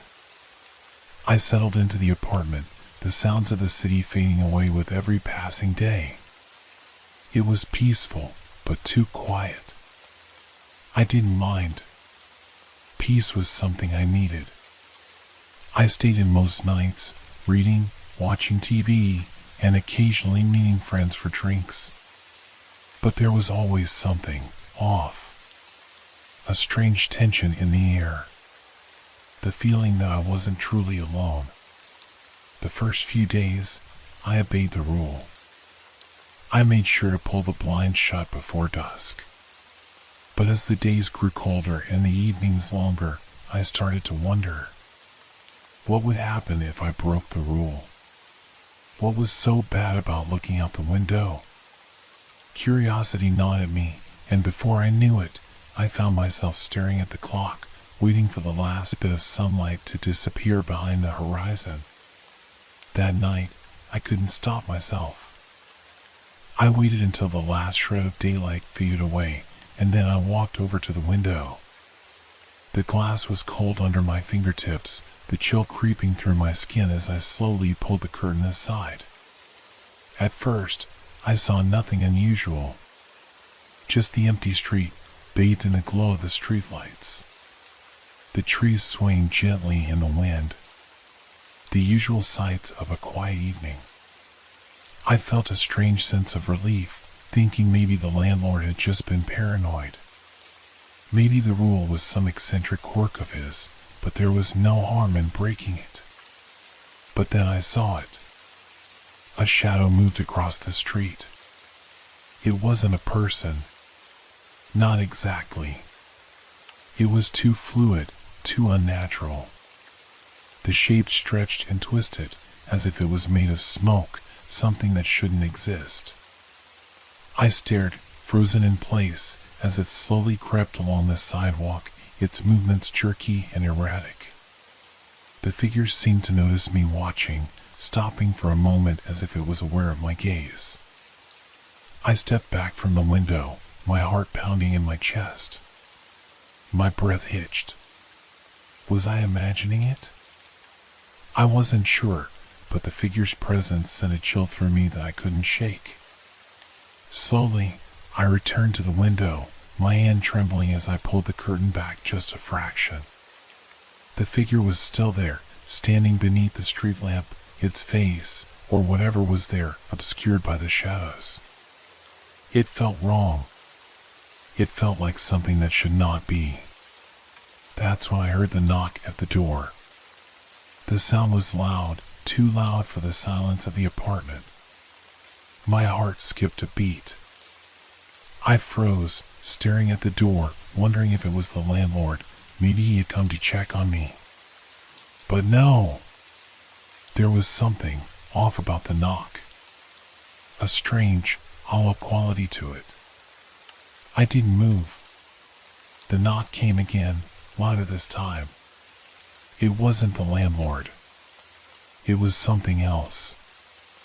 I hesitated, then slowly crept toward the door. I didn't want to open it, but I had no choice. Slowly, I turned the handle. When I opened the door, no one was there. Only the faint sound of something moving in the shadows. I stepped out into the hallway, heart racing, looking both ways.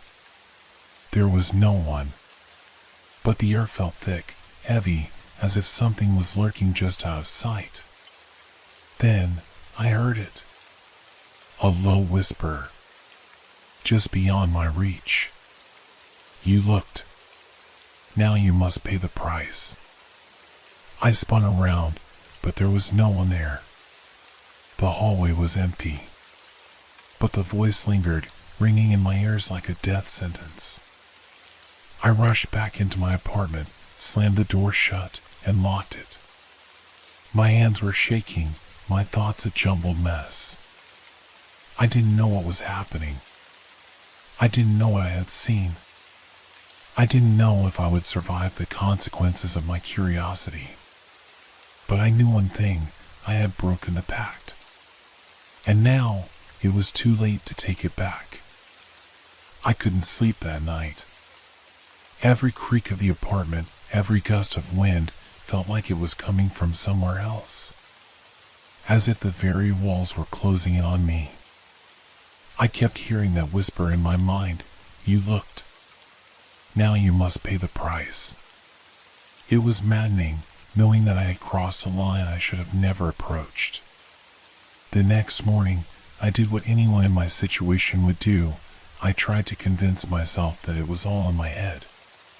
Maybe I was just exhausted. Maybe I was just imagining things. The figure outside, the voice at the door, maybe they were just products of a tired mind, a bit of paranoia creeping in. But that whisper, it wouldn't let me go.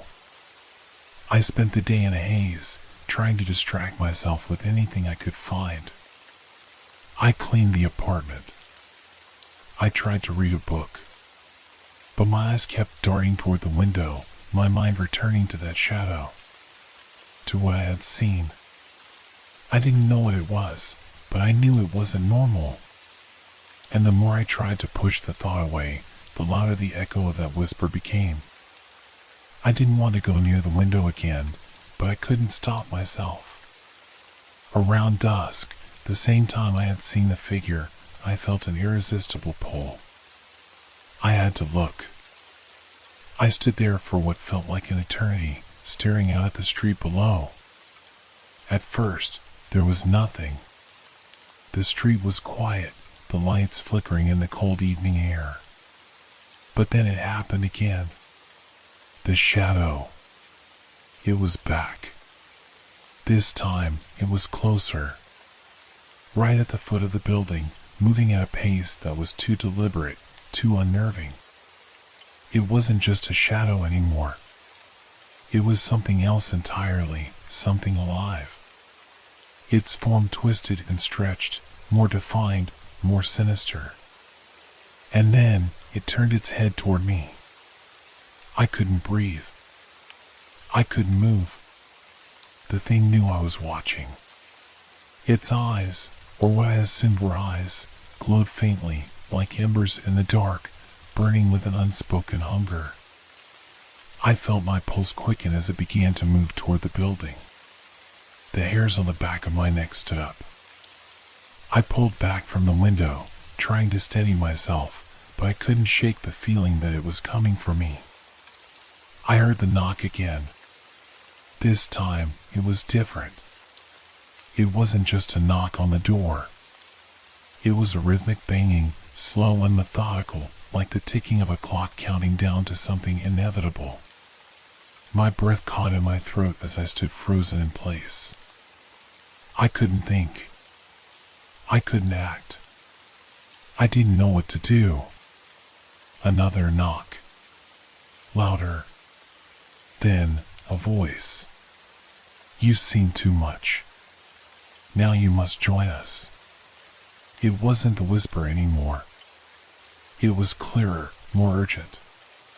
The voice was coming from behind the door, but this time, I knew I couldn't ignore it. I rushed to the door, but before I could open it, I heard a sound from the window, scraping, like something dragging across glass. I couldn't see anything, but I felt its presence, creeping into the room. Slowly, I turned toward the window again, my heart racing, my hands clammy. The thing was right there, staring at me through the glass. And then the door flew open. But there was no one there. Only the empty hallway.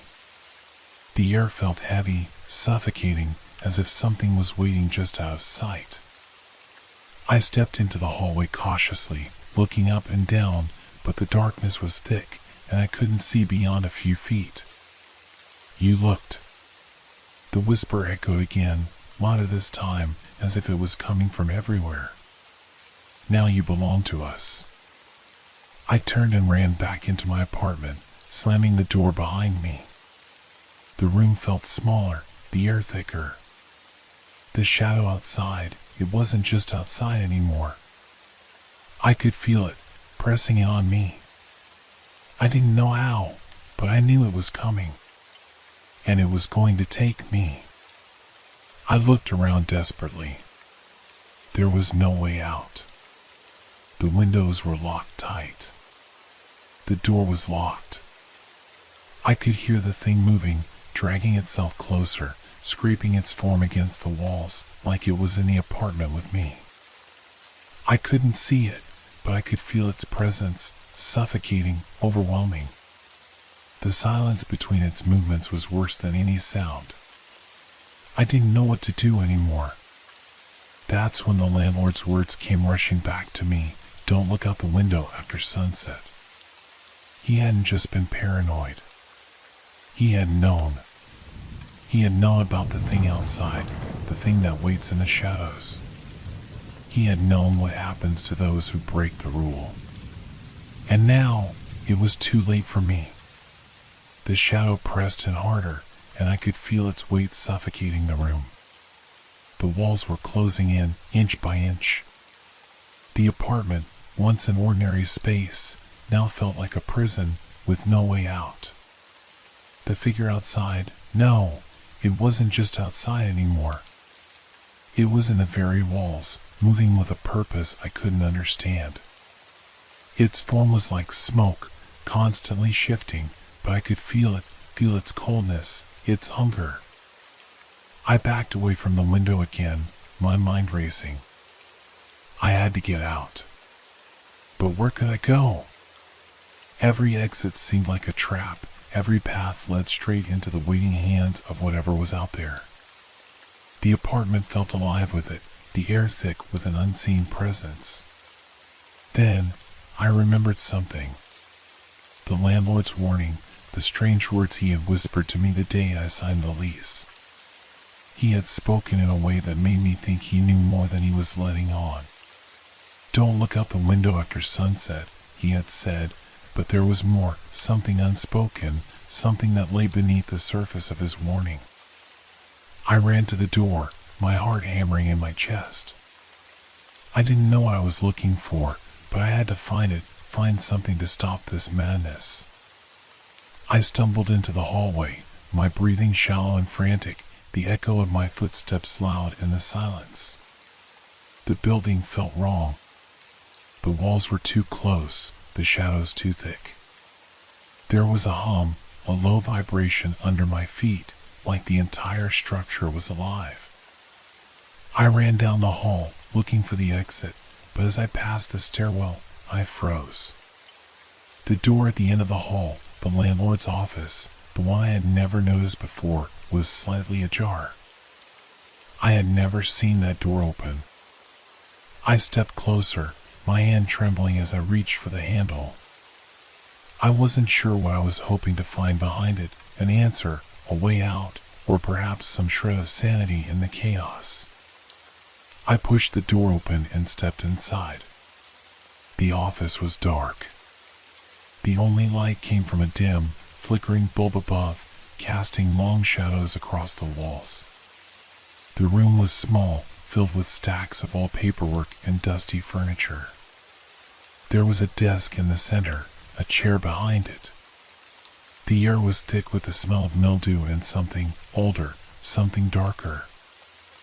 I moved cautiously around the room, trying not to disturb the dust. My eyes darted from one corner to the next, searching for anything that could explain what was happening. And then, I saw it. On the far wall, behind a heavy curtain, was a mirror. It was old, the glass warped and cracked in places. But there was something else about it, something off. It felt wrong, like it was staring back at me, waiting. I approached the mirror slowly, almost against my will. As I got closer, I could see the reflection of the room behind me, but there was something else in the mirror, something that shouldn't have been there. A figure, standing in the corner, just out of sight. I spun around, my heart racing. But there was nothing there. Just the empty room, just the echo of my own breathing. But in the mirror, it stood, clear as day. A shadow, not quite human, not quite anything I could identify. It was tall, thin, with limbs that seemed to stretch unnaturally long. Its face was obscured, but I could see the glowing eyes, the same eyes I had seen outside the window. It was here. I reached out toward the mirror, compelled by something beyond my control. My fingers touched the glass, and suddenly the room shifted. The floor beneath me felt like it was shifting, warping. The shadows in the corners grew longer, darker. I couldn't move, couldn't pull away. I was trapped in the reflection, trapped in the glass. And then I heard it, a voice, low and gravelly, coming from behind me. "You shouldn't have looked." I whipped around, but there was nothing there. Only the mirror. Only the shadow. But the voice, it was in my head now. It was everywhere, echoing in my mind. "Now you will pay the price." The glass began to ripple, like water disturbed by a stone. The reflection in the mirror twisted and writhed, pulling at the edges of reality itself. The thing that had been standing in the corner stepped forward, its form shifting and blurring. I couldn't tell where it ended and the reflection began. The mirror was no longer just a reflection. It was a gateway, and I could feel it reaching for me. I stumbled back, heart pounding, but it was too late. The shadow reached out, its cold, clammy fingers brushing my arm. I screamed, but the sound was swallowed by the darkness. I tried to pull away, to run, but the mirror wasn't just a mirror anymore. It was alive, pulling me toward it, dragging me into the depths of its darkness. I struggled, but I couldn't break free. The shadow enveloped me, and I was pulled into the mirror, into a place where there was no light, no air, only the suffocating weight of the thing that lived there. And then, everything went black. I woke up with a jolt, gasping for breath, but it wasn't the relief of waking from a nightmare. I was still in the same place, the same room, the same apartment. The mirror was gone. The shadows had receded, but the oppressive atmosphere remained, hanging heavy in the air. I was still here, but it wasn't the same. I felt different. My skin felt cold to the touch, and the silence around me was deafening. I reached up to rub my temples, trying to gather my thoughts, but my fingers trembled. The memories of what I had seen, what had almost claimed me, were still vivid in my mind, like a scar that wouldn't fade. The mirror. The shadow. The thing in the corner. It was real. It had to be. I wasn't imagining it, but I couldn't make sense of it. Everything had felt so real. Yet now, in the stillness of the room, it was as if nothing had happened at all. Was I losing my mind? Was I just trapped in some kind of twisted dream? But the window. My heart leapt in my chest as I rushed toward it, pulling the blinds aside. The night sky greeted me, silent and endless, but there was no figure outside, no haunting presence watching me. I could see the streets below, the same quiet neighborhood I had seen countless times before. Had it all been a hallucination? I let out a shaky breath, trying to calm my racing pulse. But then, out of the corner of my eye, I saw it. A piece of paper lying on the floor. I hadn't seen it there before, and my heart skipped a beat. My hands, now cold, reached down to pick it up. The paper was old, worn at the edges. The handwriting on it was small, frantic, and unmistakable. You broke the pact. I froze, staring at the words. The familiar chill spread through my spine again. No, this couldn't be happening. It couldn't be real. The air felt thicker, and the room seemed to close in on me once more. I turned my head slowly, and then I saw it, out of the corner of my eye, in the reflection of the window. The shadow was there again. Not outside this time, but inside, creeping into the room, its form warping and distorting. I backed away, the fear surging through me like a tidal wave. The shadows grew, pushing against the walls, reaching for me. I could hear the soft scraping sound of something moving across the floor, like fingernails on wood. It wasn't a sound I could ignore. You can never leave, the voice whispered, the same gravelly tone, only this time it was clearer. Louder. It echoed through the walls, vibrating deep in my bones. The figure was growing closer, its shape now more distinct. I could see its outline in the reflection, tall, slender, with limbs that stretched unnaturally long. Its face was still obscured by darkness, but I could feel its eyes on me, watching me, waiting. I ran. I didn't even know where I was going anymore. I had to escape. But as I rushed out the door, I realized the hallway was different. The layout had changed. The walls were narrower, the air thicker, like I had stepped into some warped version of the building. It was as though the world itself had been bent to the will of whatever was pulling the strings here. The door I had passed earlier, the one that led to the landlord's office, was now blocked off. I couldn't reach it. The walls had shifted, closing it off entirely, as if they were aware of my every move. The noise grew louder now, footsteps, dragging sounds, low murmurs. And then the voice, whispering just behind me, too close, too familiar. You can't run. You're already a part of it. I didn't dare look back. I couldn't.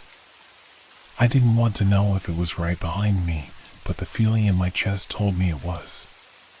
The shadows seemed to pulse with every step I took, a dark cloud of dread following me, inch by inch. I reached the stairwell, my breath coming in ragged gasps. The door at the top was open, but the stairway looked endless, like it went down into some dark abyss. I couldn't see the bottom, couldn't see where it led, but it was the only way left. Without thinking, I descended, my legs carrying me faster than I could control. The walls closed in, the air growing thick with an unbearable pressure.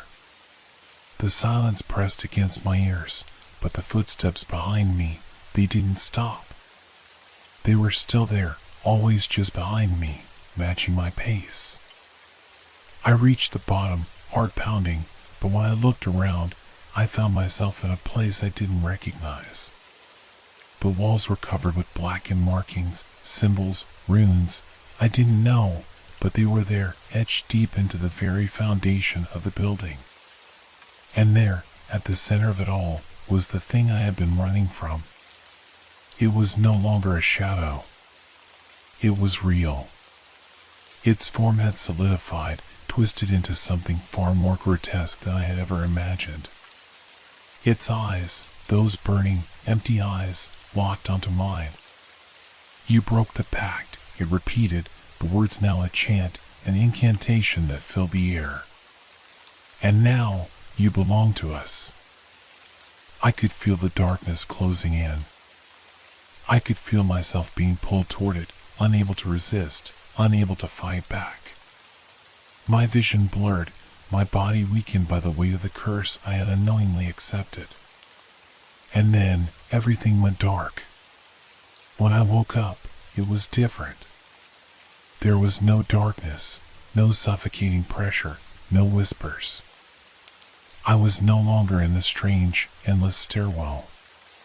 The room around me was normal again, just a simple, dimly lit space. My apartment. Or what I thought was my apartment. I slowly pushed myself up from the cold floor, disoriented. My head throbbed with a dull ache. It was as if I'd been knocked out, or had passed out from fear. But everything felt off, too still, too quiet. The air tasted stale, like something had been sitting undisturbed for years. I scanned the room, looking for any signs of what had happened. The mirror, once shattered, was now perfectly intact. No cracks. No signs of damage. The walls, too, seemed as though nothing had ever touched them. It was like I had stepped back in time, before everything had gone wrong.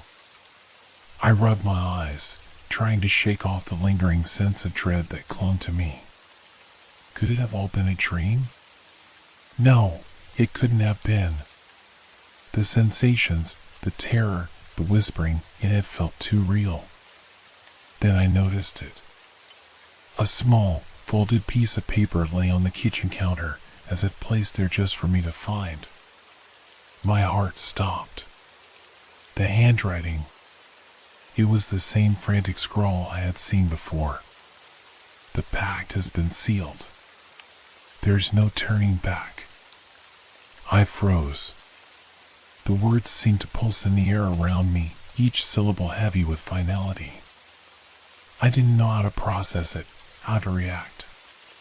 Was I still in the same reality, or had I crossed over into something else? I moved toward the window, drawn by a strange force, and pulled the blinds open. Outside, everything appeared normal, too normal. The city was alive, full of movement and light, people walking by on the streets, the hum of life continuing as usual. But something felt wrong. The longer I stared, the more I felt a disconnection, a sense that I wasn't a part of it anymore. And then I saw him. the landlord, standing across the street, watching me. I stumbled back, my breath catching in my throat. He hadn't been there before, not when I checked earlier, but now he was standing still, staring with those hollow, lifeless eyes. I could feel him, his presence pressing against me, even from the distance. A terrible realization hit me like a punch to the gut. He knew. He had always known. This was no accident. It wasn't just a rule. It was a warning. A warning that I had ignored, and now I was paying the price. I took a step back from the window, shaking, but something tugged at the back of my mind. I had seen the landlord before, yes, but I had never really seen him, not until now. The details were wrong, too precise, too unnerving. His movements, his posture, they were mechanical, as if he was following a script, like a puppet on strings. The air around me thickened again. I could feel the walls pressing in, the familiar hum of the apartment turning into a low, oppressive buzz. The shadows in the corners of the room stretched, coiling like tendrils, reaching out toward me. The mirror, now fully intact, seemed to glow with an unnatural light. The figure in it was staring back at me. "You're ours now," it whispered, its voice distorted and hollow, like a broken echo. I turned toward the door, but it was locked. The door to the hallway was gone.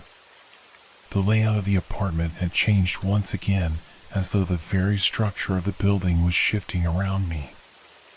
I couldn't escape. The thing in the mirror, the landlord, it had been waiting for me. Waiting for me to break the pact, to defy the rules. And now it was here. Waiting for me to join it, to accept the inevitable. The door began to tremble. I could hear the scratching sound again, like nails against wood, growing louder with each passing second. The shadows, no longer hiding in the corners, started to take form. They twisted into figures, tall, towering shapes with eyes that burned with malevolent intent. It wasn't just the landlord anymore. The building was alive. The pact had been made, and there was no way to undo it. I backed away, my legs shaking, my mind a chaotic mess of fear and panic. My chest tightened as I realized there was nowhere to run. There was no escape. No hope. And then I heard it. The voice. "Welcome home." The lights flickered, and the walls seemed to close in around me. The shadows reached out, pulling me toward them, pulling me into the dark, unending void. There was no more light. No more sound. Just the silence and the realization that I was never meant to escape. The pact had been sealed, and there was no turning back. The building, the mirror, the landlord, they were all part of it. And now, so was I.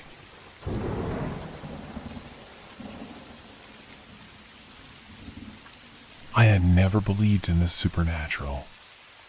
My life had always been grounded in logic, facts, and science. But there are moments that blur the lines between what is real and what we think we understand. It all began with a simple purchase at a flea market. The day I bought the dollhouse was a dreary, overcast Saturday. I hadn't been planning to go to the market, but I had stumbled across an old stall filled with forgotten items and dusty relics. I was drawn to the dollhouse immediately. It was old, beautifully crafted with intricate details, a tiny wooden mansion that seemed far too delicate for its age. The man who owned the stall told me it had been passed down through generations and was cursed, though he said it with a strange glint in his eye, as though he was warning me to steer clear. I laughed it off. Who could believe in such things? Still, the craftsmanship fascinated me. The small, antique furniture inside, the tiny chairs, the beds, the tables, all were in perfect condition. There was a charm to it, an eerie beauty that I couldn't resist. It was mine for a few dollars. I couldn't walk away. That night, after setting it up on my bookshelf, I sat down to admire it. The little figurines were placed just as they had been in the shop, and the furniture was arranged perfectly in each room. It was like a scene frozen in time, too perfect to be real. I was about to turn off the light when I noticed something strange. One of the tiny chairs in the living room had shifted. It was now facing the opposite direction from where it had been earlier. I dismissed it as my imagination. After all, I had only just set the house up, and maybe I had moved something without realizing it. But the next night, something else happened.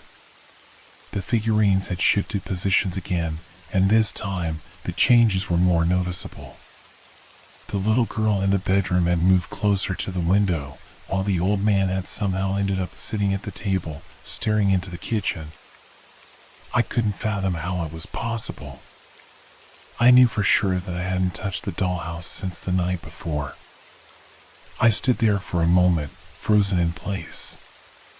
The air felt heavier, as though the room itself had become charged with an unsettling energy. I ran my fingers over the surface of the dollhouse, brushing away the strange chill that seemed to emanate from it. I shook my head, dismissing it. It was just a coincidence, or perhaps some strange quirk of the wood and the figures. Maybe the humidity had caused them to shift. But the following night, things escalated. I had just finished eating dinner when I heard a faint sound from the direction of the dollhouse. It was a soft scraping noise, like the sound of tiny furniture being moved across a wooden floor. I turned my head toward the bookshelf, my heart skipping a beat. There, in the dim light, I saw it. A figure had appeared in the dollhouse, one I didn't recognize. A small figure that looked identical to me. It stood in the bedroom, facing the mirror that had been placed on the wall. It was wearing clothes similar to mine, down to the smallest detail. My breath caught in my throat. The room felt colder suddenly, the air thick with an unexplainable dread. I couldn't look away from the miniature version of myself in the dollhouse, its painted eyes staring back at me as though it was aware of my presence. My mind raced, trying to find a rational explanation. But there was none. I hadn't placed that figure there. And I certainly had never seen anything like it before. I reached out and gingerly touched the surface of the glass, the tiny reflection staring back at me. It was like staring into a mirror, but the figure wasn't real. It couldn't be real. I pulled my hand back, my heart racing. What was happening? This couldn't be happening. The next day, I decided to investigate. I checked the dollhouse over and over, searching for clues, any sign of how the new figure had gotten there. But there was nothing. No secret compartments, no hidden mechanisms, nothing that would explain the appearance of the figure.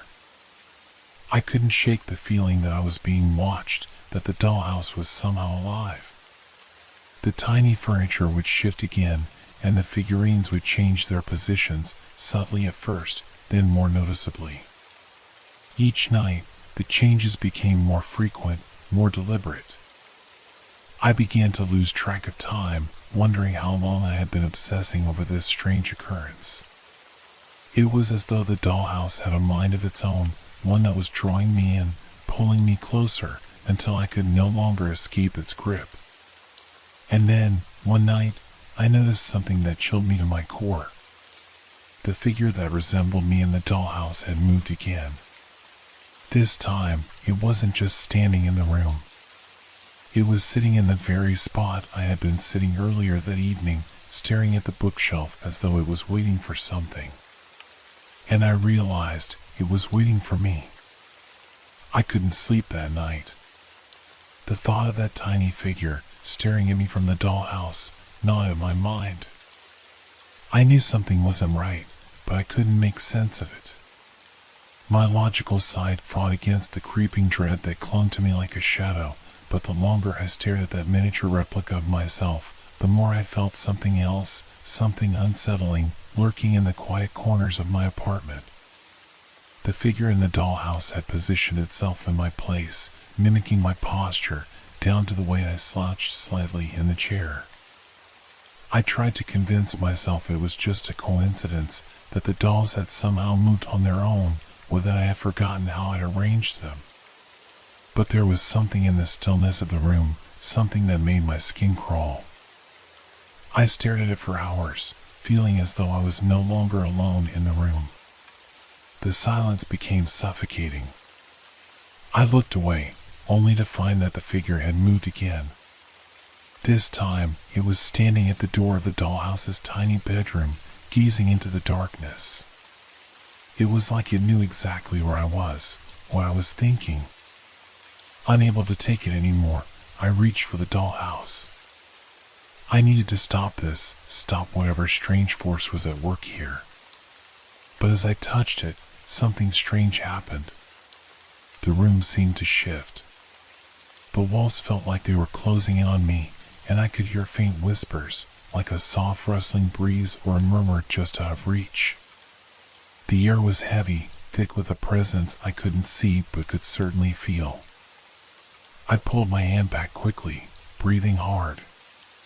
What was happening? Was I imagining things? The whispers continued, growing louder, and I could no longer tell if they were in my head or coming from the house itself. With trembling hands, I grabbed the figure that resembled me and yanked it from the dollhouse. The moment I did, the room seemed to exhale, the oppressive air lifting slightly. I stared at the doll in my hand. It was an exact replica of me, but it felt wrong, off. The way the eyes were painted, the unnatural stillness of its limbs, it wasn't just a doll, it was something else entirely. The whispers stopped. For a moment, everything was silent. But then, just as I began to calm down, I heard a soft knock at my door. My heart skipped a beat. Who could be visiting at this hour? I had no friends in town, and I wasn't expecting anyone. I slowly set the doll back into the dollhouse and stood frozen, listening. The knock came again, this time more insistent. I moved cautiously toward the door, my pulse quickening. I peered through the peephole, but there was no one there. Just the empty hallway, dimly lit by a flickering light at the far end. My breath caught in my throat. Should I open it? Was it a prank? Or something worse? I hesitated, but then, without thinking, I turned the doorknob. The air outside was thick, heavy with the same oppressive presence that had filled my apartment earlier. I stepped into the hallway, the wooden floor creaking under my feet. I glanced up and down, but still, no one was there. My gaze returned to the floor, where I noticed something, a small, discarded figure. A doll. But it wasn't the one I had just put back into the house. It was a new one, a perfect replica of me, just like the other. It was lying face down, as if it had been tossed carelessly onto the floor. I picked it up, my hand shaking. My mind was racing, trying to comprehend what was happening. Was this a warning? Or had the dollhouse somehow reached outside? The door behind me slammed shut with a force I couldn't explain, and I jumped, spinning around to face it. But it was locked. I hadn't locked it. I turned back to the hallway. The small figure was gone. Vanished. I stumbled back into my apartment, my mind reeling. I locked the door, checking every window, every possible way out, but I knew something had changed. There was no way I could go back to life as it was before the dollhouse. Over the following days, I kept hearing faint sounds coming from the dollhouse. the scraping of tiny feet on wood, the soft shuffle of furniture moving in the night. I knew, without a doubt, that the dolls were changing. That they were no longer just inanimate objects, they were something else. And then, one night, it happened again. I awoke to a feeling of unease, a sense that I was not alone. The room was dark, the air thick with tension. I blinked in the dim light, trying to focus. And then I saw it. The small figure that resembled me had moved once more. It wasn't standing at the bedroom door this time. No, it was standing in the center of the living room, facing me. Its eyes seemed to glisten in the faint light, an unnatural shine to them, as though it had come to life in the dead of night. And then, it did something that made my blood run cold. It smiled. A slow, unnatural grin spread across its painted face. I staggered backward, unable to tear my eyes away. I should have screamed, should have run, but my body was frozen in place, the terror so consuming that I couldn't even move. And just as I thought I might faint from the sheer fear, the figure in the dollhouse blinked. The blink sent a shockwave through my body. My heart pounded as I tried to comprehend what had just happened. I was still staring at the figure, it was still staring back at me. But the more I looked, the more the room around it seemed to warp and shift. The edges of my vision blurred, and the dim light in the room flickered, casting long, eerie shadows that made the dollhouse appear as though it were breathing. I blinked hard, but the figure didn't move. It just stood there, unnaturally still, with its painted smile growing wider, almost as though it were mocking me. I felt a cold sweat form on the back of my neck as the room seemed to close in around me. "Get a hold of yourself," I whispered to myself, backing away from the dollhouse, my legs shaking beneath me. I turned toward the door, but it was locked, again, the same way it had been moments before. I had to get out of here. I didn't care what was happening or how ridiculous it seemed. I needed to leave. But just as I reached for the doorknob, the whispering started. It was soft at first, so faint I almost thought it was my imagination. But it grew louder, the words becoming clearer, and I realized with a sudden chill that they weren't coming from the dollhouse. They were coming from behind me. I spun around, eyes wide, heart racing. There was nothing there, nothing but the figure. But I could feel it, that unmistakable presence.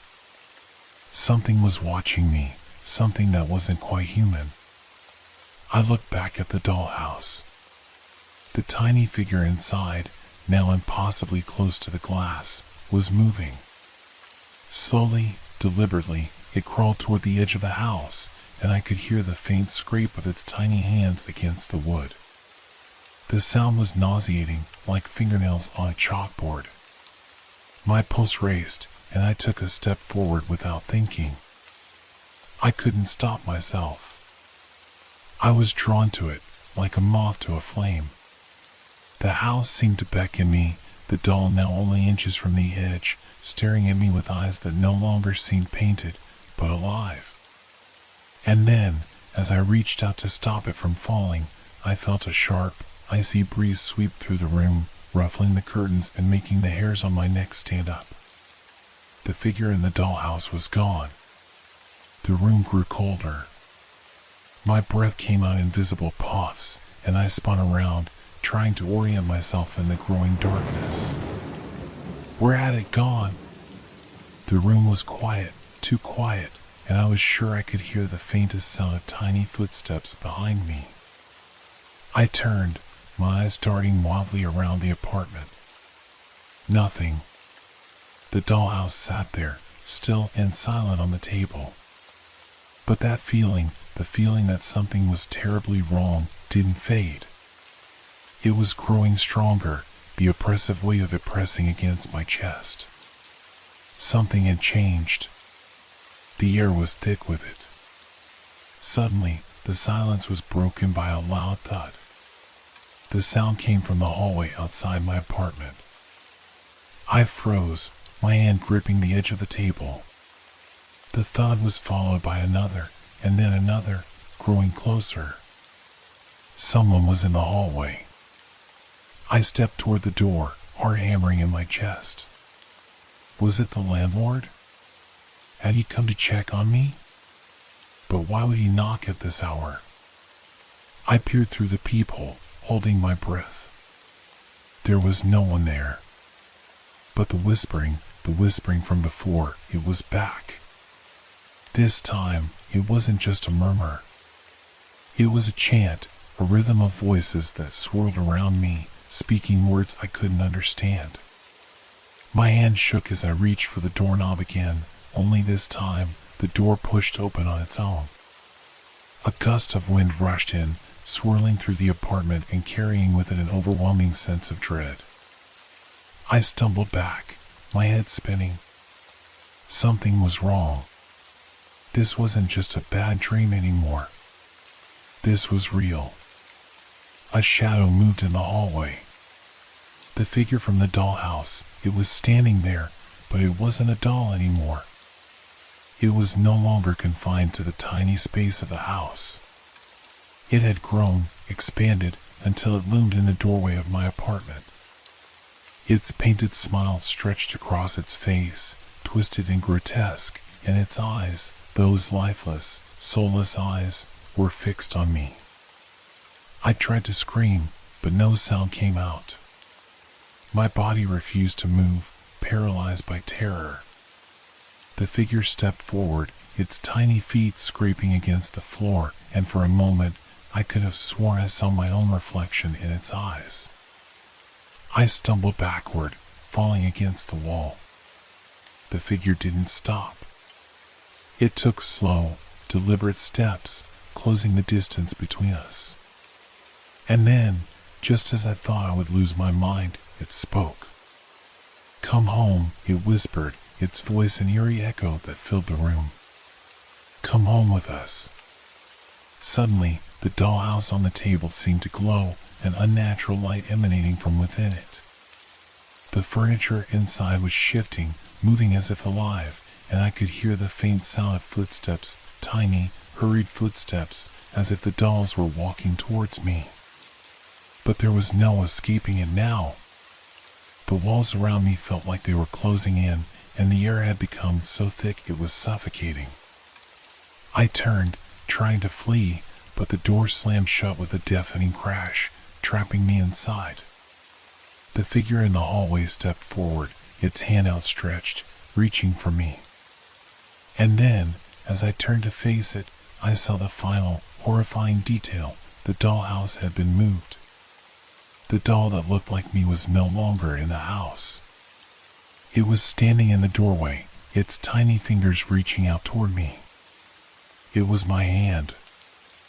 I couldn't breathe. The room had grown unbearably cold, and yet I was drenched in sweat, my skin clammy against the chill. The air itself felt heavy, pressing down on me. The figure in the doorway was moving toward me, its tiny hands stretching as though to pull me into the darkness beyond.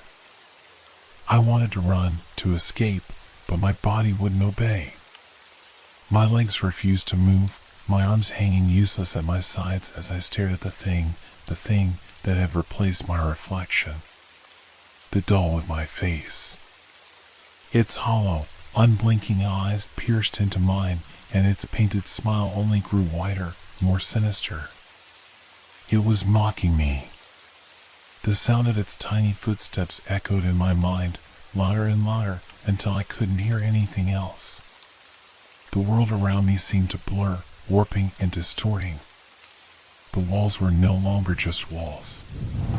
The floor beneath me was no longer solid. It felt like I was sinking, like the whole room was collapsing in on itself.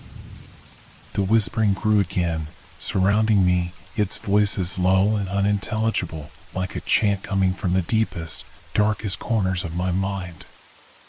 The doll, no, the thing, was too close now. I could feel its cold breath on my skin, the faintest trace of something unnatural.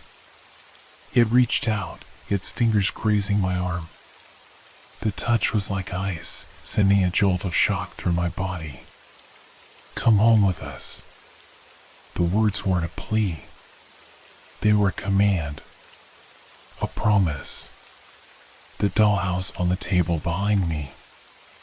I could see it now, glowing faintly in the dim light, the figures inside rearranging themselves again. The once familiar furniture, the delicate little chairs, the tiny wooden table, everything had changed. The entire scene inside the house was distorted, twisted into something nightmarish. The dollhouse had grown darker, its walls crumbling, the furniture now cracked and warped. And in the center of it all, there it was. The doll that had looked like me, now standing in the center of the room, just like I had moments before. But it wasn't me anymore. The eyes were no longer just lifeless, empty eyes. They were filled with something else. Something alive. My body still refused to move. I tried to scream, but no sound came out. The air was thick, stifling, like I was underwater, and my thoughts felt slow, disjointed. The doll in the hallway moved closer, its hand now mere inches from my face. I could feel its cold, unnatural presence pressing against me, closing in on every side. "You'll be one of us soon," it whispered, its voice sounding like 1,000 echoes, all speaking in unison. The words sent a shiver down my spine. "You'll never leave this place." It was too much. I couldn't breathe, couldn't think. My vision started to fade as the room seemed to pulse, the walls shifting in time with my heartbeat. Suddenly, everything went black. When I awoke, the room was eerily quiet. The light from outside had dimmed, and I found myself on the floor, staring up at the ceiling. My body was stiff, as though I had been frozen in place for hours, but there was no sign of the figure. The dollhouse was still on the table, its door wide open. I staggered to my feet, my legs shaky. Everything felt wrong. The air was thick with an overwhelming sense of presence, but the figure was gone. The dolls were still, no longer shifting, no longer moving. But there, in the very center of the dollhouse, was something that hadn't been there before. A new figure. A new doll. It looked exactly like me. I took a step forward, heart pounding in my chest. My hand trembled as I reached for the dollhouse, my mind refusing to accept what I was seeing. But the figure inside, the doll with my face, wasn't just a reflection. It was moving. It was alive. I backed away from the dollhouse, panic rising in my chest. This couldn't be real. It couldn't be happening. I had to be dreaming. But the cold, suffocating weight of the air around me told me otherwise. This was real. This was happening. I had to escape. I had to get out. But when I reached for the door, the knob wouldn't turn.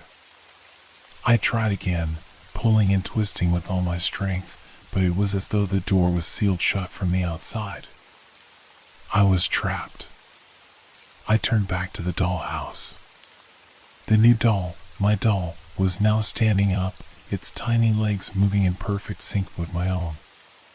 It had taken its first step. And then it spoke. "You're not leaving." The words were a whisper, but they felt like a shout. My stomach twisted in knots as I realized this wasn't just a doll. This was me. This was my fate. I backed away from the table, my body trembling. The walls closed in around me, and the shadows in the corners of the room seemed to stretch longer, more ominous. I could feel them creeping closer. "You're part of us now," the voice echoed, louder now. It was coming from all around me, from the doll, from the walls, from the very air itself. And then I saw it. In the reflection of the window, just behind me, the room wasn't empty anymore. I saw the dollhouse, and behind it, I saw them, all of them, dozens of dolls, each with a face like mine. And they were watching me. I froze. I didn't want to look again, but my eyes betrayed me. The dolls were everywhere now, lining the walls, scattered on the floor, all with the same hollow eyes, all with faces that looked like mine. My reflection was no longer confined to the small, delicate figures in the dollhouse. It had taken over the room, the very fabric of reality itself. I was surrounded. The room felt smaller, as if the walls were inching closer, and the air grew heavier. Each of the dolls in the room, every single one, seemed to breathe in unison, their tiny chests rising and falling in eerie synchronization with my own. It was like the entire house was alive, pulsating with a cold, malignant energy. I backed away, my heart racing in my chest. My breath came in short, sharp gasps. I had to escape. I had to get out of there. But no matter where I turned, the dolls were everywhere. Watching. Waiting. The floor beneath me creaked with every step I took, and the walls groaned in response. The shadows stretched further, creeping along the edges of the room. I turned toward the door again, desperate. The knob still refused to turn, its metal surface slick with the coldness of something ancient and unnatural.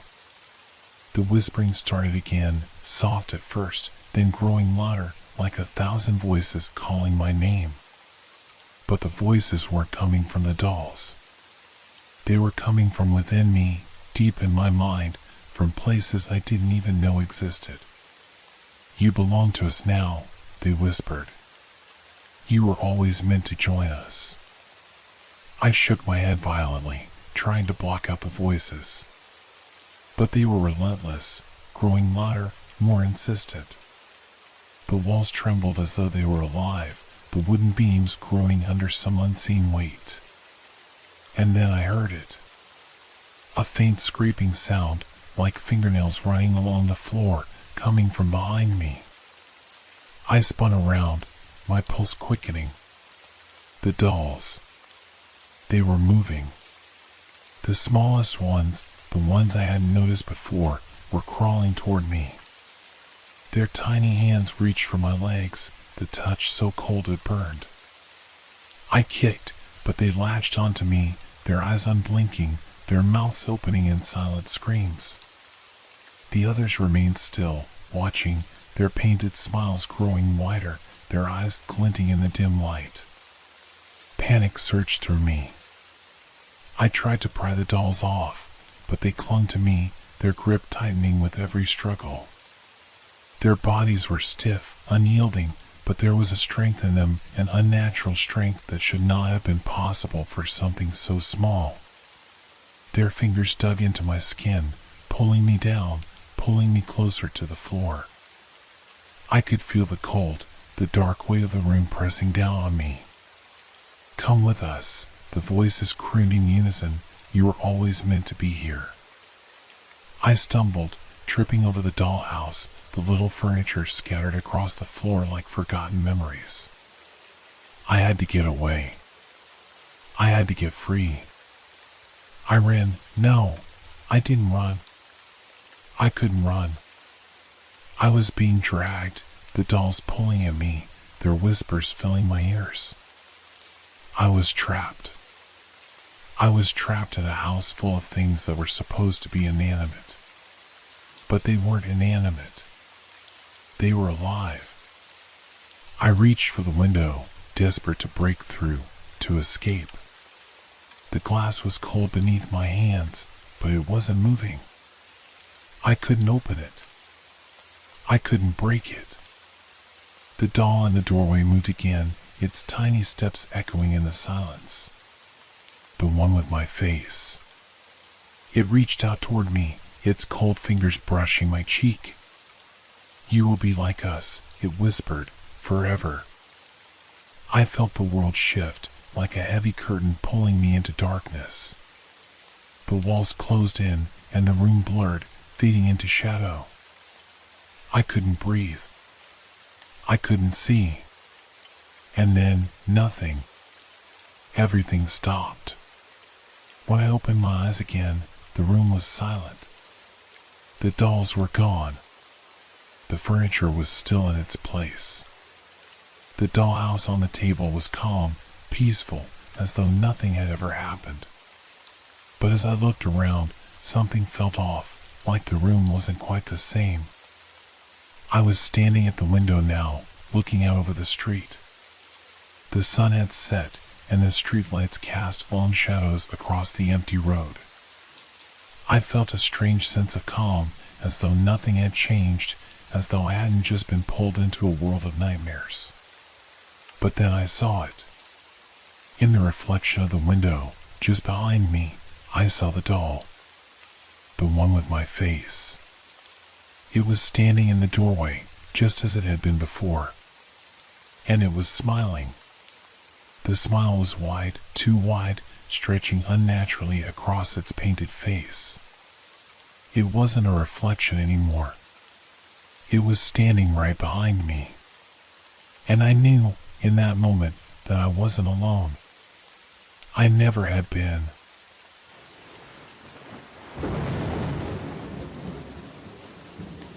It was nearly midnight when I heard the phone ring. The old landline on my kitchen counter. I hadn't been expecting any calls at this hour, and the number that flashed across the screen was unfamiliar. A number I didn't recognize. I hesitated for a moment, but curiosity won. I reached for the receiver, pressing it against my ear. "Hello?"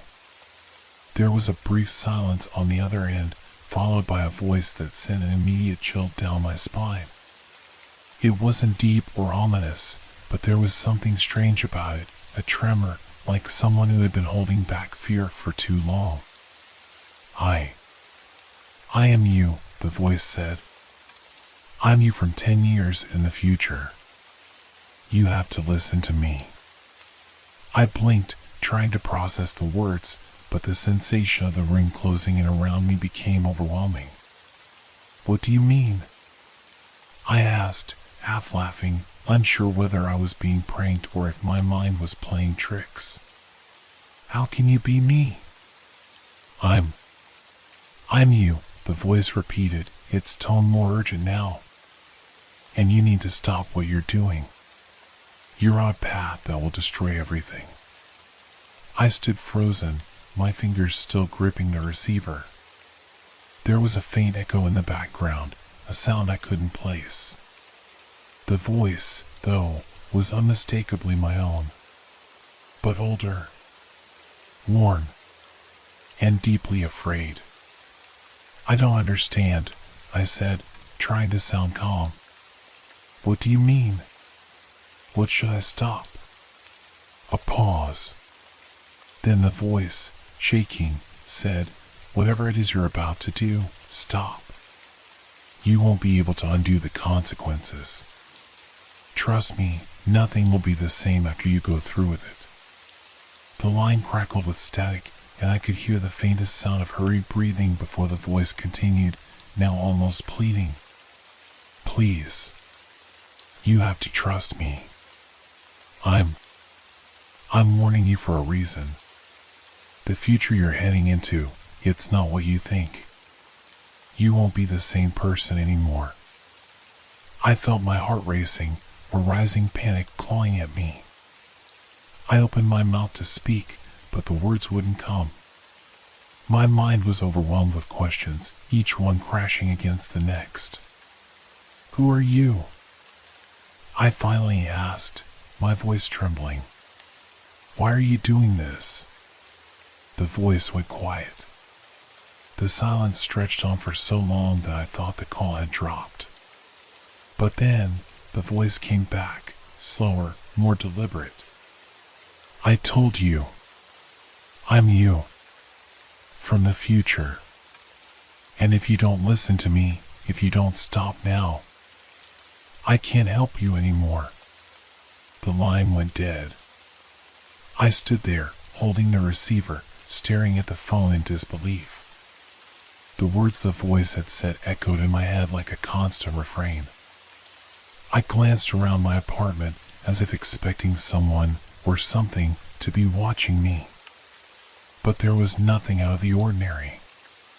Just the empty space, the hum of the refrigerator, and the faint ticking of the clock on the wall.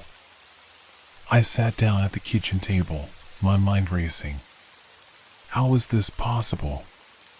How could I have received a call from myself, my future self, telling me to stop whatever I was about to do? What was it I was supposed to stop? What future awaited me? I couldn't shake the sense of dread that had settled deep in my chest. But there was nothing to do now. The call was over. The warning had been given. But the question remained. Was this a warning I should heed? Or was it a trap? I couldn't sleep that night. My mind kept circling back to the phone call, replaying it over and over in my head. The voice, my own voice, haunted me. I couldn't shake the feeling that something terrible was waiting for me. But what? What could possibly happen if I didn't listen? I had no answers, only questions. The next morning, I went about my day as usual. But the call lingered in the back of my mind, casting a shadow over everything. I tried to ignore it, tell myself that it was some strange prank or mistake. But the fear that had settled inside me the night before wouldn't let go. I went to work, my thoughts consumed by the conversation I had with myself. The more I thought about it, the more the warning felt real. The voice had sounded so desperate, so terrified. It had been me, after all. What could I possibly be doing that would cause such panic in my future self? I couldn't focus at work. I kept checking my phone, half expecting another call. But nothing came. It was as though the world had gone back to normal, but I couldn't shake the unease. By the time I got home that evening, the feeling of dread had only grown. I stood in front of the door to my apartment for a long moment, wondering what awaited me inside. Was I walking into something I couldn't escape? Would my future self's warning become my reality? When I opened the door, nothing seemed out of the ordinary. The apartment was quiet, just like it always was. But something felt different. The air felt heavier, thicker, as if the very atmosphere had changed. The silence was almost suffocating. I walked into the kitchen, my mind still racing. I poured myself a glass of water, trying to calm my nerves. But as I looked out the window, something caught my eye. Across the street, the lights of an old building flickered in a way they hadn't before. I knew this building well. It was an abandoned office complex, a place no one ever went near. But tonight, something was different. A faint glow came from one of the windows, a light that shouldn't have been there. I froze. My heart began to race again, the sense of foreboding returning in full force. I turned away from the window, but the image of the glowing window stayed in my mind, lingering like a dark omen. I walked into the living room and sat down on the couch, trying to push the feeling out of my mind. But just as I tried to relax, my phone rang again. My stomach twisted. I glanced at the screen, and this time, the number was even more unfamiliar. I hesitated. Could this be my future self again? I answered the call, my breath catching in my throat. Hello? The voice came through instantly. It was quieter this time, but still unmistakably mine. You didn't listen, the voice said, its tone strained. You didn't stop. I felt a chill run down my spine. What do you mean? What should I stop? You were supposed to stop everything. The thing you're about to do, you can't undo it. It's already in motion. You'll regret this." The voice broke off for a moment, as if struggling for words. I could hear a faint, almost frantic sound in the background. Something scraping. A low "You have to understand," the voice continued, its urgency increasing. "You're making a choice now that will haunt you forever. And there's no turning back. Do you hear me? There's no turning back." I swallowed hard. What is it I'm supposed to stop? What am I doing wrong? But the line went silent. A moment later, I heard something else, a click. Then nothing. The call ended abruptly. I sat there, staring at the screen of my phone, my hand trembling. Was this really happening? Was I just losing my mind, or was something far worse at play? My future self's voice had sounded so desperate, so filled with regret. And yet, I still didn't know I was supposed to stop. I stood up, pacing the room, trying to think. But the more I thought about it, the more confused I became. What could I possibly be doing now that could lead to such a dire future? I had no answers. Just more questions. As I moved toward the window again, I couldn't help but look across the street at that building. The light in the window was still there, flickering in the same strange way. I felt drawn to it. Something about that light, that glow, made my skin crawl. Was it connected to the phone calls? Was it a sign? I didn't know. But I knew one thing for sure. Whatever it was, I had to find out. I couldn't ignore the pull anymore. The strange, flickering light across the street called to me like a magnetic force. Every fiber of my being screamed that I should stay away, but something in me, some inexplicable, growing need, urged me to get closer. I grabbed my jacket and left the apartment. The air outside was colder than usual, a biting chill that seemed to seep into my bones. I wrapped the jacket tighter around myself, the familiar feeling of dread returning, but this time it was more than just unease. It was a sense of inevitability. As I crossed the street, I couldn't shake the feeling that I was walking into something I couldn't control. The office building loomed ahead, dark and empty, with its cracked windows staring like hollow eyes. The light in the window on the top floor flickered again, a quick pulse in the otherwise darkened structure. I reached the door, but it wasn't locked. The old brass handle turned easily, and the door creaked open with an eerie sound that echoed through the empty lobby. I hesitated for a moment, my pulse quickening, but curiosity pushed me forward. The interior was just as I remembered, forgotten, decaying. Dust settled in the corners, and broken tiles crunched underfoot as I moved deeper into the building. There was no sign of anyone here, no indication of life. Yet the light continued to flicker above, leading me toward the stairwell. I climbed the steps slowly, my footsteps loud in the silence, each creak of the staircase like a warning. I felt like I was trespassing in a world I shouldn't be in, like something was watching me. My heartbeat echoed in my ears, the tension mounting with each step I took.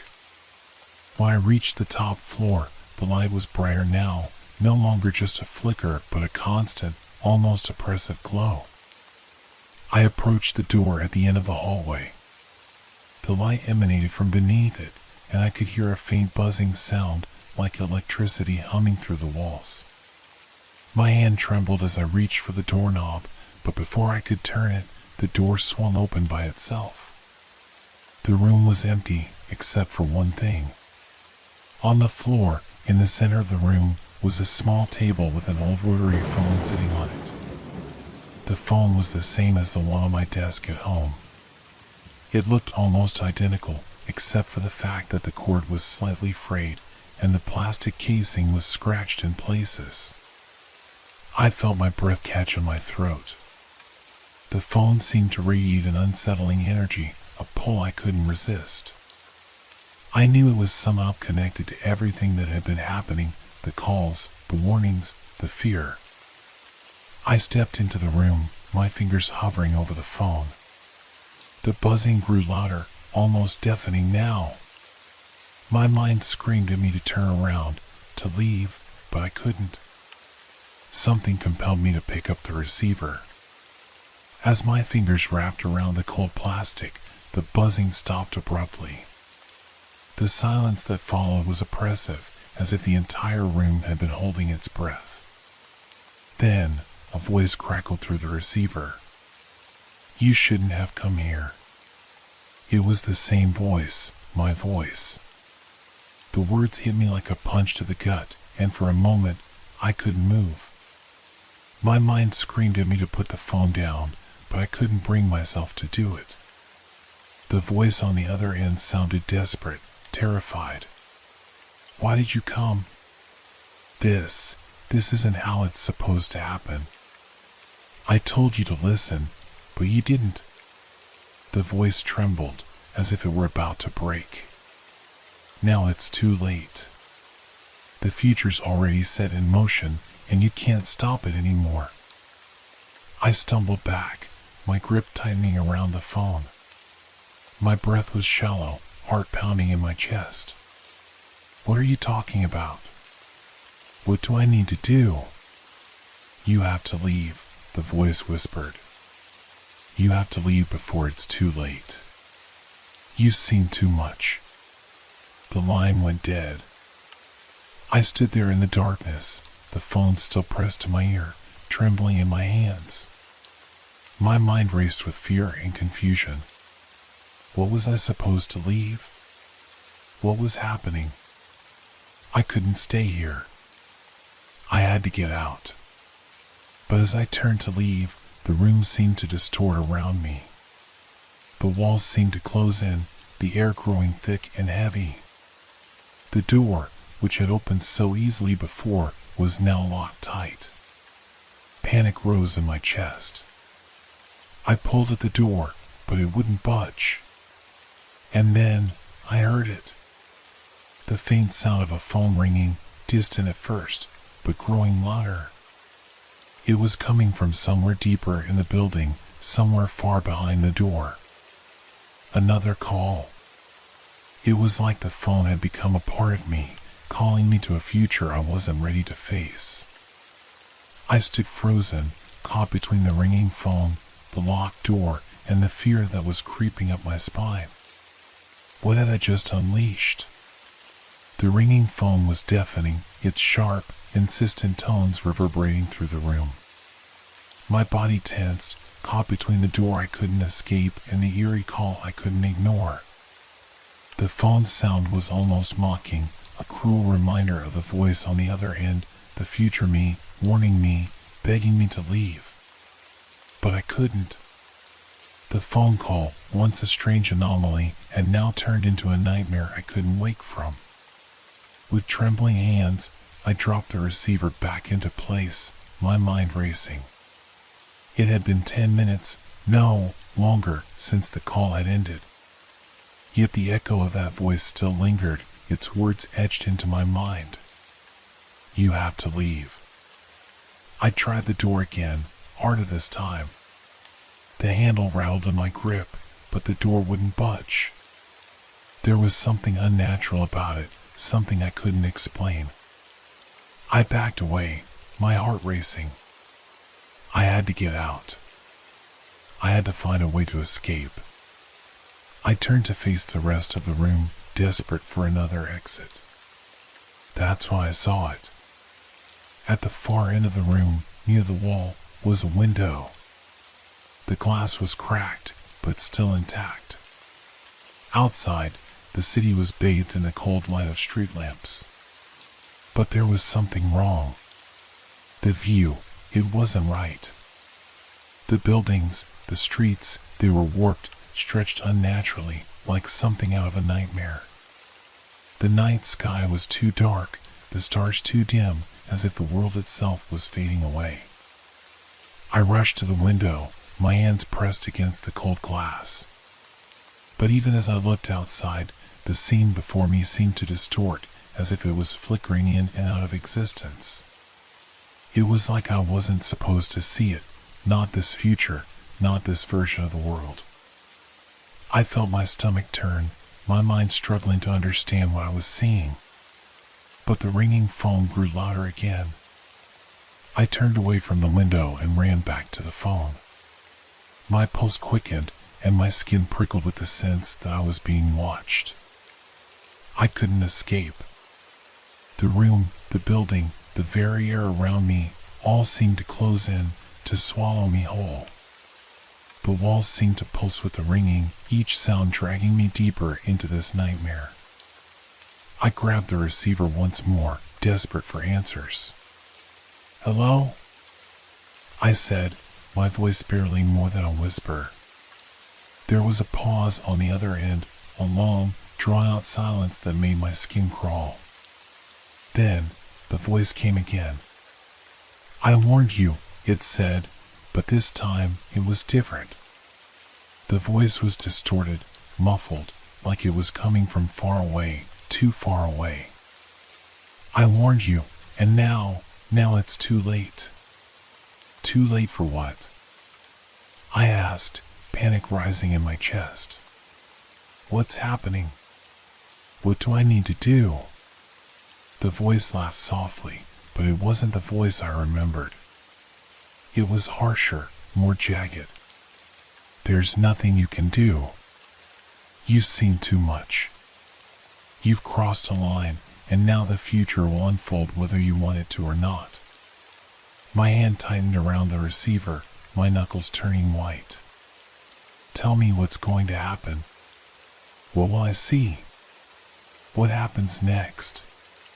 The voice's tone shifted again, growing more frantic. No, you can't know. You can't change it. The phone calls, they won't stop. They will keep coming. You'll hear them every day, every night, until you understand, until you realize you can never escape it. I staggered back, the words sinking into my mind like ice. The phone calls, the warnings, the distortions in the world around me, everything was falling apart. But I started to protest, but before I could finish, the line went dead again. I stood there, the silence now deafening in the aftermath of the call. My chest heaved with ragged breaths as I processed the gravity of what had just happened. The walls of the room seemed to pulse around me, like they were alive, like they were waiting for something. Suddenly, the ringing started again, but this time it wasn't from the phone. It was from somewhere else, faint, distant, yet unmistakable. I turned, my eyes scanning the room, and saw something I couldn't comprehend. A figure stood in the corner, barely visible in the dim light. Its shape was indistinct, as though it were made of shadows. I couldn't make out its face, but I knew, somehow, I just knew, it was me. Or it would be. It took a step forward, its movements jerky, unnatural, like a puppet on broken strings. The ringing grew louder, coming from its direction now. My heart raced, my breath caught in my throat. The figure reached out a hand, its fingers long and twisted, and I knew, deep down, that it wasn't just some twisted reflection. It was me. The version of me that was coming, the version that had warned me, my future self. And I was running out of time. My breath hitched in my throat, and for a moment, time seemed to freeze. The figure, me, but not, moved closer, its shadowed face slowly coming into view. There were no eyes, only darkness where they should have been, and the mouth, it was stretched wide, far too wide, as if to speak but also to consume. The ringing, that incessant, maddening ringing, became louder, reverberating through the very walls around me. It was no longer just a sound, it was a presence, an entity pressing against my sanity. Every nerve in my body screamed to run, but my legs were frozen to the spot. "Don't try to escape," the figure, me, spoke, its voice warped, a mixture of mind and something else. "You can't. You've already seen it. You've already made the choice." I backed away slowly, feeling the cold grip of dread tighten around my chest. My mind was racing, trying to grasp the truth of what I was seeing, what was happening. Was this the future I had created? Or had I always been destined to face this moment? "What do you want from me?" I finally managed to choke out, my voice shaking with fear. The figure tilted its head, a slow, unnatural movement that seemed to mock my helplessness. "I don't want anything. I'm you," it whispered, its voice growing softer, as if it were trying to pull me closer. "I'm the future you've been running from. I'm the one who called. But now, you can't stop it." Suddenly, the room felt smaller, the walls closing in. The window, the door, the floor beneath me, all of it seemed like a trap. I was trapped in this moment, this horrifying reality that had no escape. The phone began ringing again, but this time it wasn't just the one in the room. It was every phone, every device, every corner of my world. It rang through the air, through the ground, through my very thoughts. The voice was everywhere, and it wasn't just mine. It was everybody's. "You're not the first," the figure, me, said, its voice growing louder, blending with the voices of others. "And you won't be the last. We all get these calls. We all try to change things. But we never can." I couldn't breathe. My head spun. The ringing continued to pierce my thoughts, each second stretching longer, more unbearable. The figure took another step, and then another, closing the distance between us. It was right in front of me now. "Do you hear it?" it asked, its voice a rasp, as if it were fading. "The future is calling, and it's too late to stop it. You've seen it. You know what's coming. And now, you're part of it." I stumbled backward, my mind reeling. The world outside the window had twisted completely now, no longer a city but a fractured, distorted landscape, as if reality itself were breaking down around me. The streets were empty, the sky a swirling mass of dark clouds and lightning. And I knew that this was what the future looked like. A fractured world, a never-ending nightmare that could never be escaped. "Please," I begged, the words slipping from my mouth before I could stop it. "Please, tell me how to stop it." The figure stepped closer, its hand reaching out for me, its fingers long and impossibly thin. I tried to pull away, but my legs wouldn't move. My body was frozen in place, locked in an invisible grip. "You can't," it whispered, its breath cold against my skin. "There is no way to change what's already been set. The calls will never stop. The future will keep calling. And you'll keep listening, over and over, until there's nothing left." And then, just as I thought I might collapse under the weight of the horror pressing down on me, the figure reached out and touched my chest. The moment its fingers made contact, a shock ran through me, a cold, electric jolt that reverberated deep within my bones. I gasped, my vision blurring, my body shaking. I was falling, no, I was being pulled into the very darkness that surrounded me. I tried to scream, but the sound was lost, swallowed by the deafening ringing, the voices calling from every direction, calling for me to listen, calling for me to accept the inevitable. And then, just like that, everything went silent. The figure was gone. The room was gone. The ringing was gone. I was left standing in the void, alone. And then, the phone rang again.